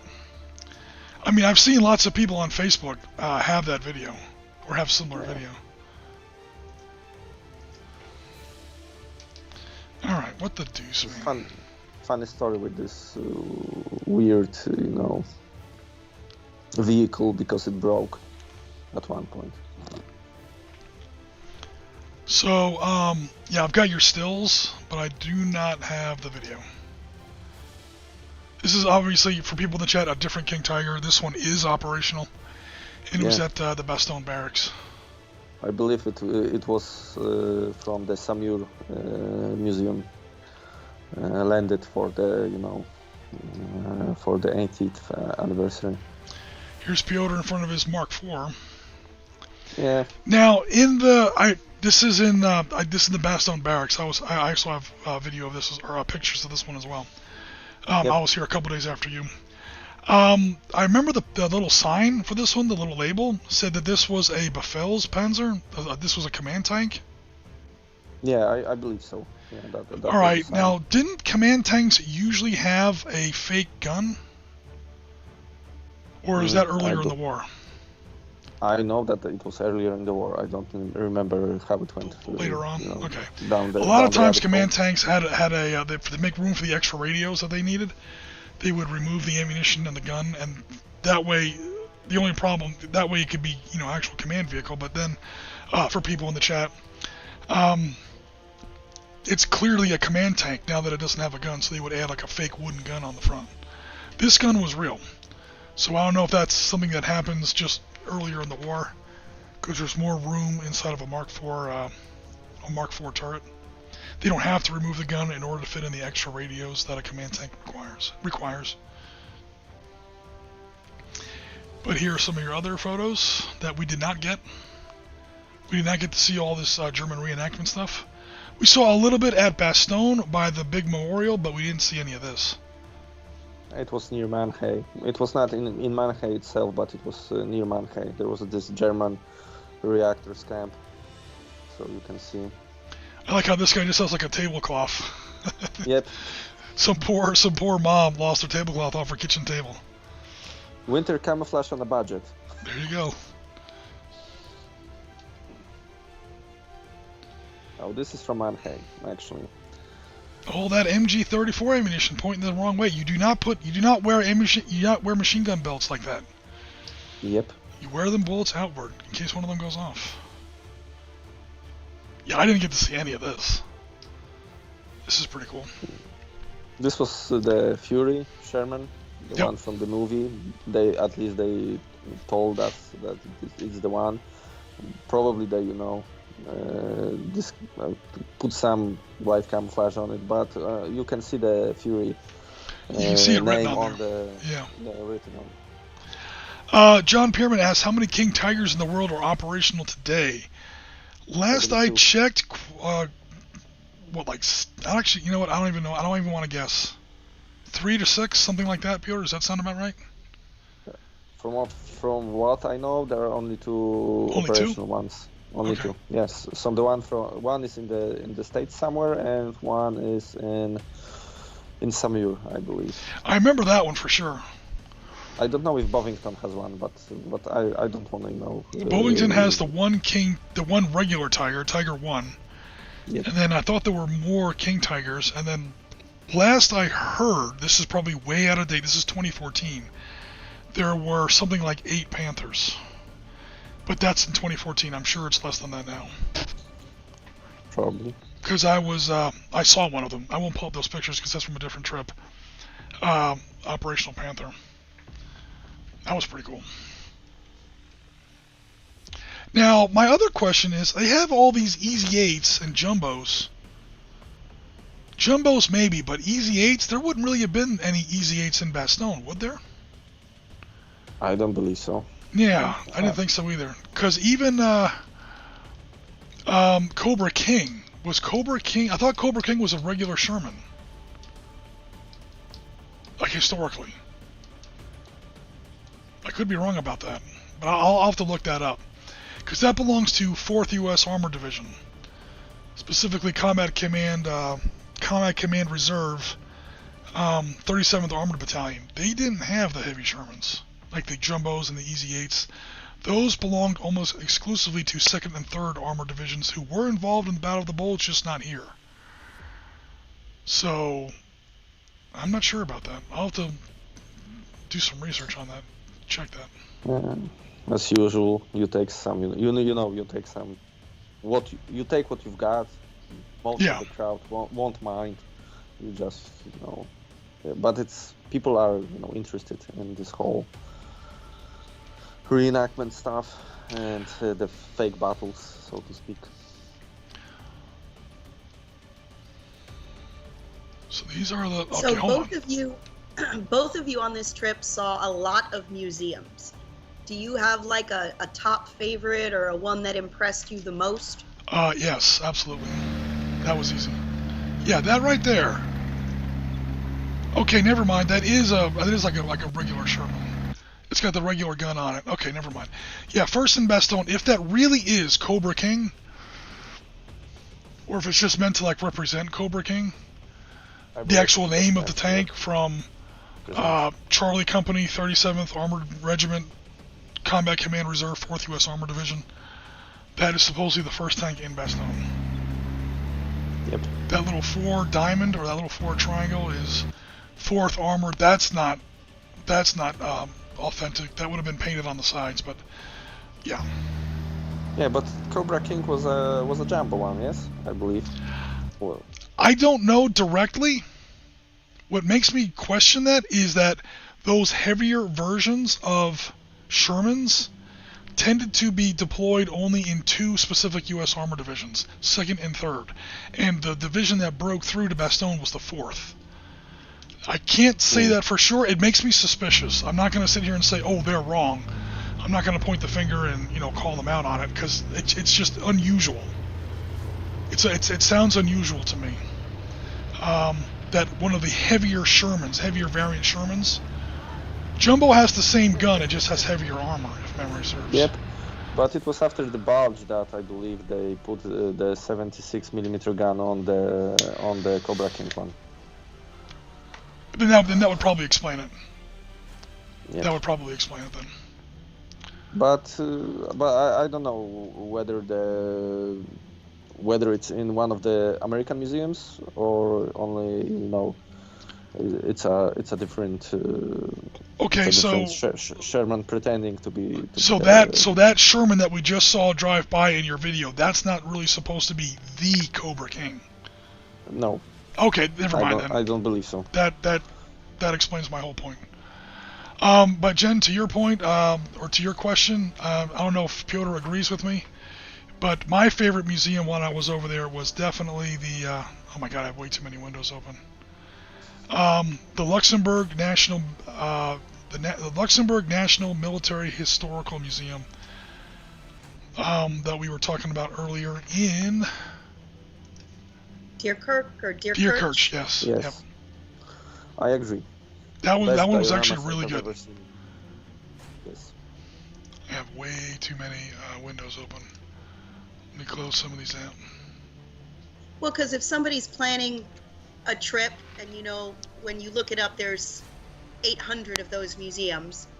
And I have to say, even some of the smaller ones, I was impressed with the effort they put into them. Yeah, like But the one at Clairvaux was good. The one actually in Clairvaux Castle, it was just very cramped. Well, it was a little tiny one. They had a lot of good That stuff in would there, be but a destination. That would be if you happen to be there, pop in and see it. But that's not a go see this. But the one in Deerkirch was definitely a go see this one. yeah, and it's not specifically Bulge. It's military history in general. Like this here, this is an M46, I think. This doesn't come out till after World War II. Here's the Chaffee. Yeah, like that tank there. That's not even a World War II tank, technically. Yep. Some heavy artillery. That, I believe, is an Easy 8.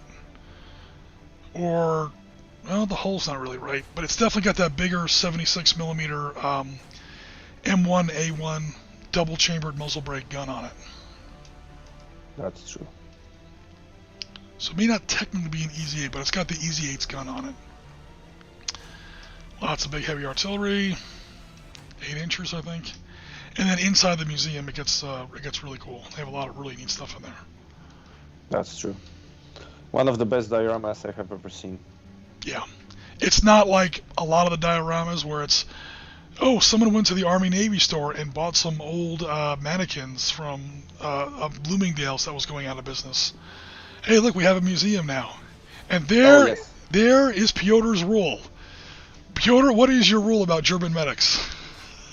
They have to wear glasses. All German medics wear glasses for some reason. Yeah. If you go to any military museum in the Bastogne area, and you see a German medic, mannequin, it will definitely have glasses. I don't know why.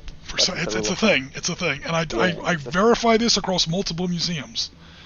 I don't know if it's a special rule, but they have to wear glasses. It's a secret code of the museum. I just want to say one thing. Yep. The Bastogne War Room, the Nuts Museum, right next to the barracks. Right. The museum itself, to me, was meh, but downstairs where they had those reenactors was actually pretty neat. I liked that they went that step, and my favorite was they had a medical room, like a field hospital room where they had reenactors. We walk into the room with these reenactors, and there's a guy laying on the table with two doctors over his abdomen. Yeah, here it is. So I'm like, oh my God, Jim, you should switch places. They're reenacting your surgery. I'd rather have... The actor on the table offered to switch places with Jim when we explained what had happened. So he should have been, an honorary member of the reenactment team. There you go. He's got the bandages and everything. Yep. Hey, all I gotta say is I went for the immersive experience. I went to Bastogne, I dropped an organ, a couple gallons or a couple quarts of blood, and I have 4 new holes in me. So, not many people can say that. Yeah, that's true. So here's where Piotr and I met up the second time completely by accident. We were supposed to meet up at the Bastogne parade later on in the day. That actually didn't work out, so it's really fortuitous, really lucky that this worked out. We had just driven past this comet, and Jen was looking for a place to park. And I was like, look, Jen, I'm going to bail out here and look around, take some pictures. You try to find a place to park. If we can't find each other later, we'll meet at this tank. We'll meet at this comet. So I pointed, so she knew which one the comet was. We're going to point at this tank. I bailed out. I turned around. I started walking towards the comet, and who's coming at me? Out of like 100,000 people? Piotr. This clown. Like eyeball to eyeball. Like, what the hell, man? Are you stalking me or something? So that was extremely lucky. Yep, that was extremely lucky because at the parade my, cell phone signal died. Basically, I couldn't get any messages in or out. I was texting Jen, and Yep. and it didn't go out from my phone. It wasn't delivered to her. Yeah, and it turns out you were way on the other end of the parade. You were down by the church. We were up by the square. We were up by that Sherman. So that was not a bad walk in normal circumstances. It's probably like not even half a mile, but in those crowds, it would have taken us like half an hour to get to. So it was lucky that we happened to crash into each other in this parking lot. That's true. Some of these tanks are in rough shape. There's a little M3 half-track motor carrier there. And an Achilles. Well, I mean, there's a lot of British equipment here. I'm not sure why. But, hey, that's cool. Everyone gets to participate, I guess. The British do get involved in the Battle of the Bulge a little bit later on. They get involved at Foy de Notre Dame and Celis, and then they're also involved more in the general pushback that takes place in January. So the British do get involved in the Battle of the Bulge, but not really at Bastogne. So there's one of my favorites, the old STG-44. Although that magazine looks dented, I'm not sure how much use he's going to get out of that magazine. But, yep. This was another pretty cool museum with these interactive maps. That was pretty cool. Yeah, that was actually my second favorite museum when it comes to the way they displayed some stuff. Because it was not packed with equipment or things like that, but the way they displayed some information, like you showed on the previous picture, it basically was great. So you could see the number of the combatants, the weapons they use, and stuff like that. It was neat. But I agree with Jen that the cellar was better than the first floor. Yeah. So you eventually go downstairs. And these aren't mannequins, these are like reenactors. And they're just down there like part of the exhibit. They're just having conversations. And it's like you're really walking through the Like, yeah, these guys, they're just hanging out there having lunch. That's like their job. They get they're like living mannequins. That was pretty cool. There's your favorite Christmas tree, Jen. Oh, I lost it. Hold on a second. Let me pause on it. They didn't have good Christmas decorations for their Christmas trees, so they went with their most valuable stuff, their cartons of cigarettes. Yay! That's how you know the Christmas tree is important. Tuffy Years asked... That seems like the most period accurate thing in the entire museum. Tuffy Years asked, doesn't Jim ever smile on his holiday snaps? Not on this holiday, I didn't. Because So it's like it was a rough holiday. it's like in one of the movies. I don't remember the name. 1 Million Ways to Die in the Wild West or something like that. Yep. And it was, there's this line. Why do people never smile during in the pictures? And I heard of one guy in Los Angeles who smiled and didn't die. Tuffy Years, what you don't realize is that is Jim smiling. Yeah, right. Yeah. So here we have the Canadians, or the Canadian flag at the time, I think. Yeah, so this is me in the Bastogne Barracks. Here's the same Mark IV we were looking at before, except when I was there it was super crowded, so there's always other tourists in my pictures, but that's cool. This is pretty neat. This is the Sherman that has the 105mm assault howitzer on it. So this is one of my favorite units in Panzerleader. I love having these things. 14H direct firepower, direct fire H-class firepower. I would rather have this than 3 counters of regular Shermans. That 105mm assault howitzer is so much more useful than the 75mm dual-purpose gun. There it is right there. It's got a 105mm howitzer on it, so it's good for taking out German artillery, bunkers, pillboxes, slit trenches, things like that. But we are coming up on 2 hours. I didn't want this to be too much longer. I'm just going to get to some stuff that is fun to look at. We have some videos of the Bastogne parade. I couldn't get that great of a shot, so we got the Belgian cavalry there to control the crowd. There was the tank I was showing you before. That tank is just part of the monument. And then here's the same tank that we saw in Piotr's video. This is that same tank coming down from the other side, coming down the actual streets of Bastogne. There he is.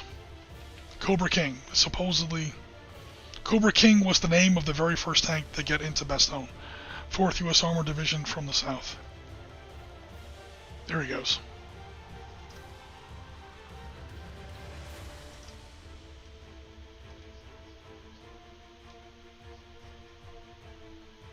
Here's Jen's little weasel, her favorite armored vehicle. It's adorable! She likes the weasel. Can we get one? We probably could. It's park it out in my garage. Just It looks to be about the same size as my car. I don't know if that sound is coming through. Can you guys hear that? Those bagpipes in the chat? I know you guys can on Skype. Hello, John Pierman. Well, I guess John Pierman's taking off. Yeah, we're about ready to wrap it up, guys. I don't want to waste everybody's time on this. Well, the parade was cool actually because you had all the vehicles in one place. Yep. At a certain time, because there was a lot of vehicles present at Mannheim, but then I believe they moved to Bastogne and you could see everything in one place, except the German ones, because of course this was the victory parade, not the They're not going to include. parade. They're not going to include the King Tiger.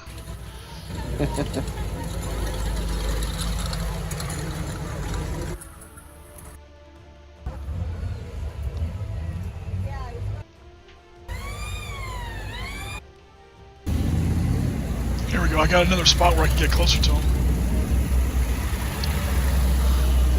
Here's where I start. Here's where I started yelling at them as they're going by. I was like, "Go shoot that paper-hanging son of a bitch!" I gotta steal the line from Patton. I don't think any of them heard me. But then they were also, Jen, weren't they like throwing candy out of the They were throwing candy out of the Jeeps. Yeah, the Jeeps were throwing candy. That was some good candy. Yeah, they were throwing candy. That's true. So, Piotr, is there anything else that? I'm not gonna go. I got like 400 more pictures here. We can't go through them all. Of course, we got more pictures of. I've got your 2 videos I've already shown. Here's the 101st Museum in Bastogne. This map was actually really accurate. I really like this map. Yeah, it was great. Is there anything else that you wanted to call out? I mean, we can't cover everything, folks. We could be here like another 3 hours. But yeah, here are the German No. I just wanted to say that it was a really great trip. Sadly, you ended up in hospital, but because when I found out when you started texting me, I was, oh my God, he's kidding, or I don't know. I don't know what. Is it true? No, it's not a joke. I'm sorry to say it was not a joke. But sadly, you ended up in the hospital. But we managed to meet finally after 10 years of knowing each other from the internet and from Panzer Leader and stuff like that. And that was I believe the 50 or even 60% of me going on that trip just to meet you in person. It was definitely half the reason I was there. I can promise you that. And I'm really sorry that I couldn't visit you more often at the hospital, but anyways, we still managed to see each other 2 times. I also managed to meet Jen, and she drove me back and forth on Monday, so she's a really good driver, and I really felt safe when it comes to the circumstances. So fog, a lot of curves and stuff like that. Yeah, it was really a pleasure to meet you both. Awesome, thanks very much. Well, definitely long overdue for us to get some face-to-face time. Yeah, we had some misadventures, that's for sure. But hey, we have some fun stories to tell now that everything worked out okay. So for the flight back, they were talking about there's all these medications I'm on and stuff like that to prevent blood clots and stuff, because they were worried about blood clots possibly forming. Again, once you get onto a plane and that altitude, that pressure changes, starts doing weird things to your body if you've just been through a surgery or something. But so there was a little bit of worry going back over the ocean, but turned out to be much ado about nothing. I had been taking all my medication, I've been taking my shots, so we took all the precautions, landed safely. We had a bit of a screw up in Brussels as far as our flight out, so we wound up having to make, get this, an international connection in Heathrow in London, an international connection in Heathrow in 45 minutes. If you've ever been to Heathrow Airport, you know how damn near impossible that is. But needless to say, I think I lost about 2 pounds of sweat on that run. But we did make it, barely. But yeah, that was Brussels is a screwed up town. We had fun while we were there on our way out because our flight took off from Brussels. But it's a messed up town, man. It's impossible to park. It's a nightmare to navigate, and they have some strange rules there, including how the airports work. And it wound up screwing up our flight, and we barely made our connection in Heathrow. But once we got on the plane on Heathrow, it was a 9-hour flight back to Miami. That was okay. They had some good movies. I watched all 80s action cop movies, all the way from Heathrow. I did Beverly Hills Cop, the first one. I did Die Hard, and I did the first Lethal Weapon. Those were like 2 hours apiece, so that was like 6 hours of my 9-hour flight. So, and that a lot of walking around. They say walk around on the flight so you make sure you don't get these blood clots forming up. But none of that happened. Made it home. Everything's fine. And yeah, our production schedule got a little screwed up. Like there's not going to be a Christmas Carnage game this year. Sorry about that, everybody. It's just between medical problems. Live action Christmas Carnage. Yeah, we did it at 1-to-1 scale, with literally real blood. But that's cool. I will say one thing Yep. thing in Brussels' defense. the reason why it was so absolutely insane to drive and park in Brussels is it was the middle of their Winter Wonder Fest. It's basically a month-long, heart of the city-wide Christmas market. So roads that are normally open are blocked off and filled with stalls and vendors and things like that. So it was 100% a nightmare. It was probably, and I'm including Jim's surgery in this, one of the worst parts of the trip, trying to drive around Brussels. But once we parked, I got to tell you, if you like eating and drinking, the Brussels Christmas market is for you. 200 stalls, 180 of them were serving some form of alcohol or food. So it was definitely a fun evening. Let me get to some of those pictures. Come on. One thing we completely left out. We're going to get to it. Once I find it. Jim went to Waterloo. I said we're going to get to it. Well, I beat you to the punch. Alright, so here's Jen's Winter Wonderland thing. I don't know if you guys can hear any of the sound. Nope. This is the Grand Place. This is the center, the heart of Brussels. It's the biggest tourist attraction in the city. The old government building, the old hotels. Where during the Christmas market, you can see every year they have an artist come and design a special light show that they show across the facades of 2/3 of the square with custom designed music, and literally they show it every half an hour, and like hundreds upon hundreds of people gather every half an hour to watch this light show. And then at the end of the light show, in one of those upper windows, a Kris Kringle leans out the window like 4 stories up. Guy must have been drunk, ringing a bell and egging the audience on and cheering them on. It was a neat experience. Where the hell But is before that, Jim went back in time. He left his World War II bailiwick and went back to Napoleonic. Oh, well, hold on. scale. I'm trying to find the pictures of your. Here he is. There's Santa Claus hanging out the window, drunk off his ass, I guess. There he is. Hey! It's pretty cool. All right, so yeah, to get to what Jen's talking about. Yeah, Well, I figure more people are interested in that. I forgot we hadn't talked about it. I was doing my Christmas market as just a little wrap-up if any non-military were listening. But you've got to include the absolute insanity that you did at Waterloo, you crazy, crazy man. All right, so this, the battlefield at Waterloo is just south of Brussels, like 8 miles south of the southern part of Brussels. So we were driving into Brussels to get back to our airport, so we had to stop by Waterloo. We were literally driving straight past it. So, again, I won't go through everything here, but, for those of us in more of a Napoleonic bent, one of the things they have here is what they call the panorama. It's like this giant painting, a 360-degree painting that shows like everything that was going on. It's at different times of the battle, and in the painting it's all happening at once. So it's not exactly accurate, but it gives you a really good panorama of everything that took place that day. At different moments, but in the painting it's all kind of happening at once. So it's... because, of course, the painting can't change. It's not like a movie or a video. But I got a picture of that. Here's where we see La Haye Sainte. So there's La Haye Sainte. I'll show you what the building really looks like nowadays in just a moment. Everyone knows La Haye Sainte at the Battle of Waterloo. Hougoumont is also in here. Here's Napoleon and his staff. As soon as the camera pans up. So you can see him there. He's on his white horse at the head of his staff.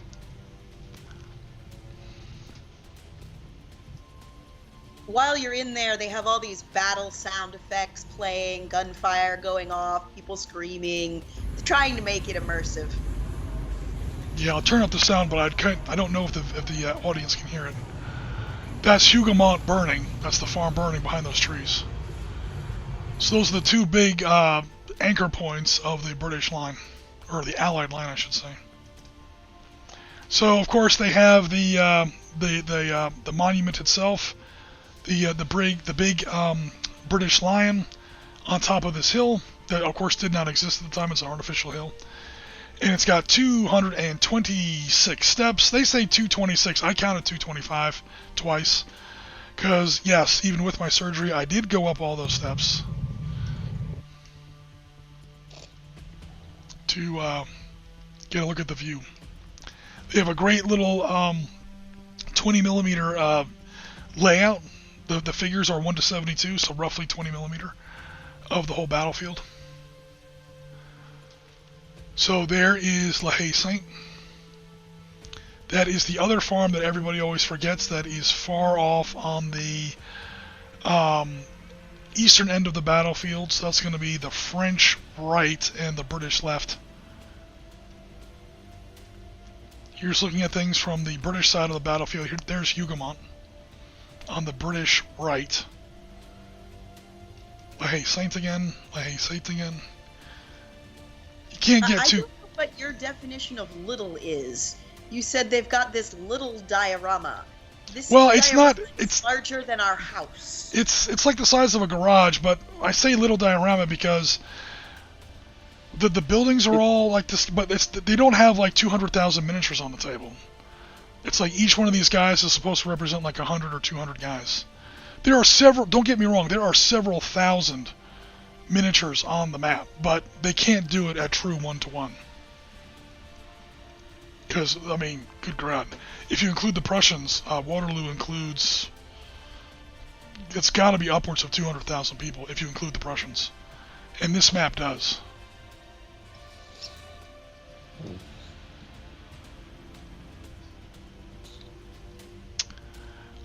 But at one point, I won't go through the whole museum thing, but they do have a very nice museum. These paintings are semi-animated. So there's a painting on the wall, and then the smoke and the cannon fire is like projected onto it, so there is motion going on there. It's pretty cool. Like here, you can actually see the snow falling for the retreat from Moscow. And they have this 2 columns here, one for the French, one for the British. I should say Allies, because there's also the Germans, the Belgians, the Dutch. There's a big Lego thing going on there, so they throw in these little Lego figures as like Easter eggs once in a while.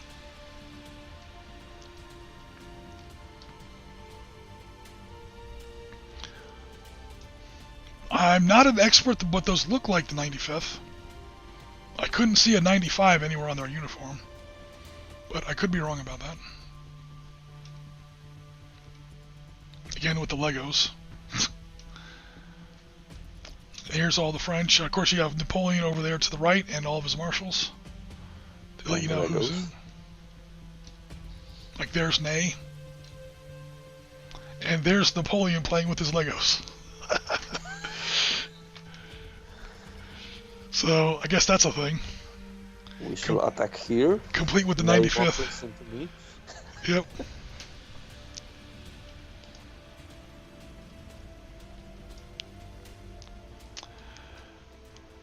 So, just kind of blasting through the museum here super fast. So I did finally make the climb to the top of that hill. Again, it took me, I won't say I did it all at once. I had to take several breaks. 226 steps. That was, and they're steep friggin' steps too, let me tell you. But now we are looking north. This is the middle of the Waterloo battlefield looking north. So the British are going to be arrayed mostly to our right, and the French are going to be to the south, the French are going to be mostly to our left. So kind of turning clockwise, we're pointing north now. Now we're pointing northeast. Now we're pointing east. There is La Haye Saint. That was pretty much the center of the British line. But we're looking east. So right now the British are going to be mostly to our left, anchored on this line. We're kind of like looking down the British line, and the British are going to be kind of mostly to the east, which is to the left, and I'm sorry, to the north, which is to the left, and the French are going to be further to the south. So Hougoumont is going to be mostly behind us right now. So continuing our pivot clockwise. There's a zoom in on the Hay Saint. Now we're looking southwest. No. Southeast, sorry. Now we're looking south. Continuing our rotation. And there is Hougoumont. As it looks today. So that's the other big group. That's the first place Napoleon hit when the battle started.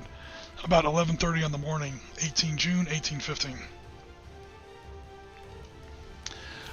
There is a whole separate mini museum, both at La Haye Saint and at Hougoumont. We didn't get to that because, we were really pressed for time. I wanted to get Jen into Brussels in time for her Christmas event, and it was a good thing that we did leave quickly because getting into the heart of Brussels turned into an absolute nightmare. Up to and including a quick run-in with the law that I managed to not get a ticket for, but that was a rough afternoon.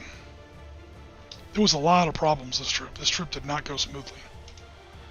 But just continuing the rotation around, now we're back looking further to the west, and then now we're looking back to the north. There's Jen at the bottom of the hill. And again, we're looking north again. So here's me trying to take a picture with La Haye Saint in the background, just to prove I was there. I figure I can't be a real military historian without at least walking past, Waterloo. This is me trying to get my bearings again. Here's Jen's picture of me trying to climb up the hill, taking mini breaks. 226 steps. I think it took like at least 3 or 4 breaks going up there.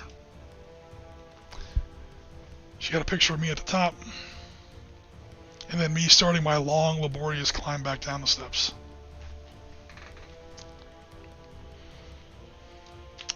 And then, that's us in Brussels, and then we flew out the next morning.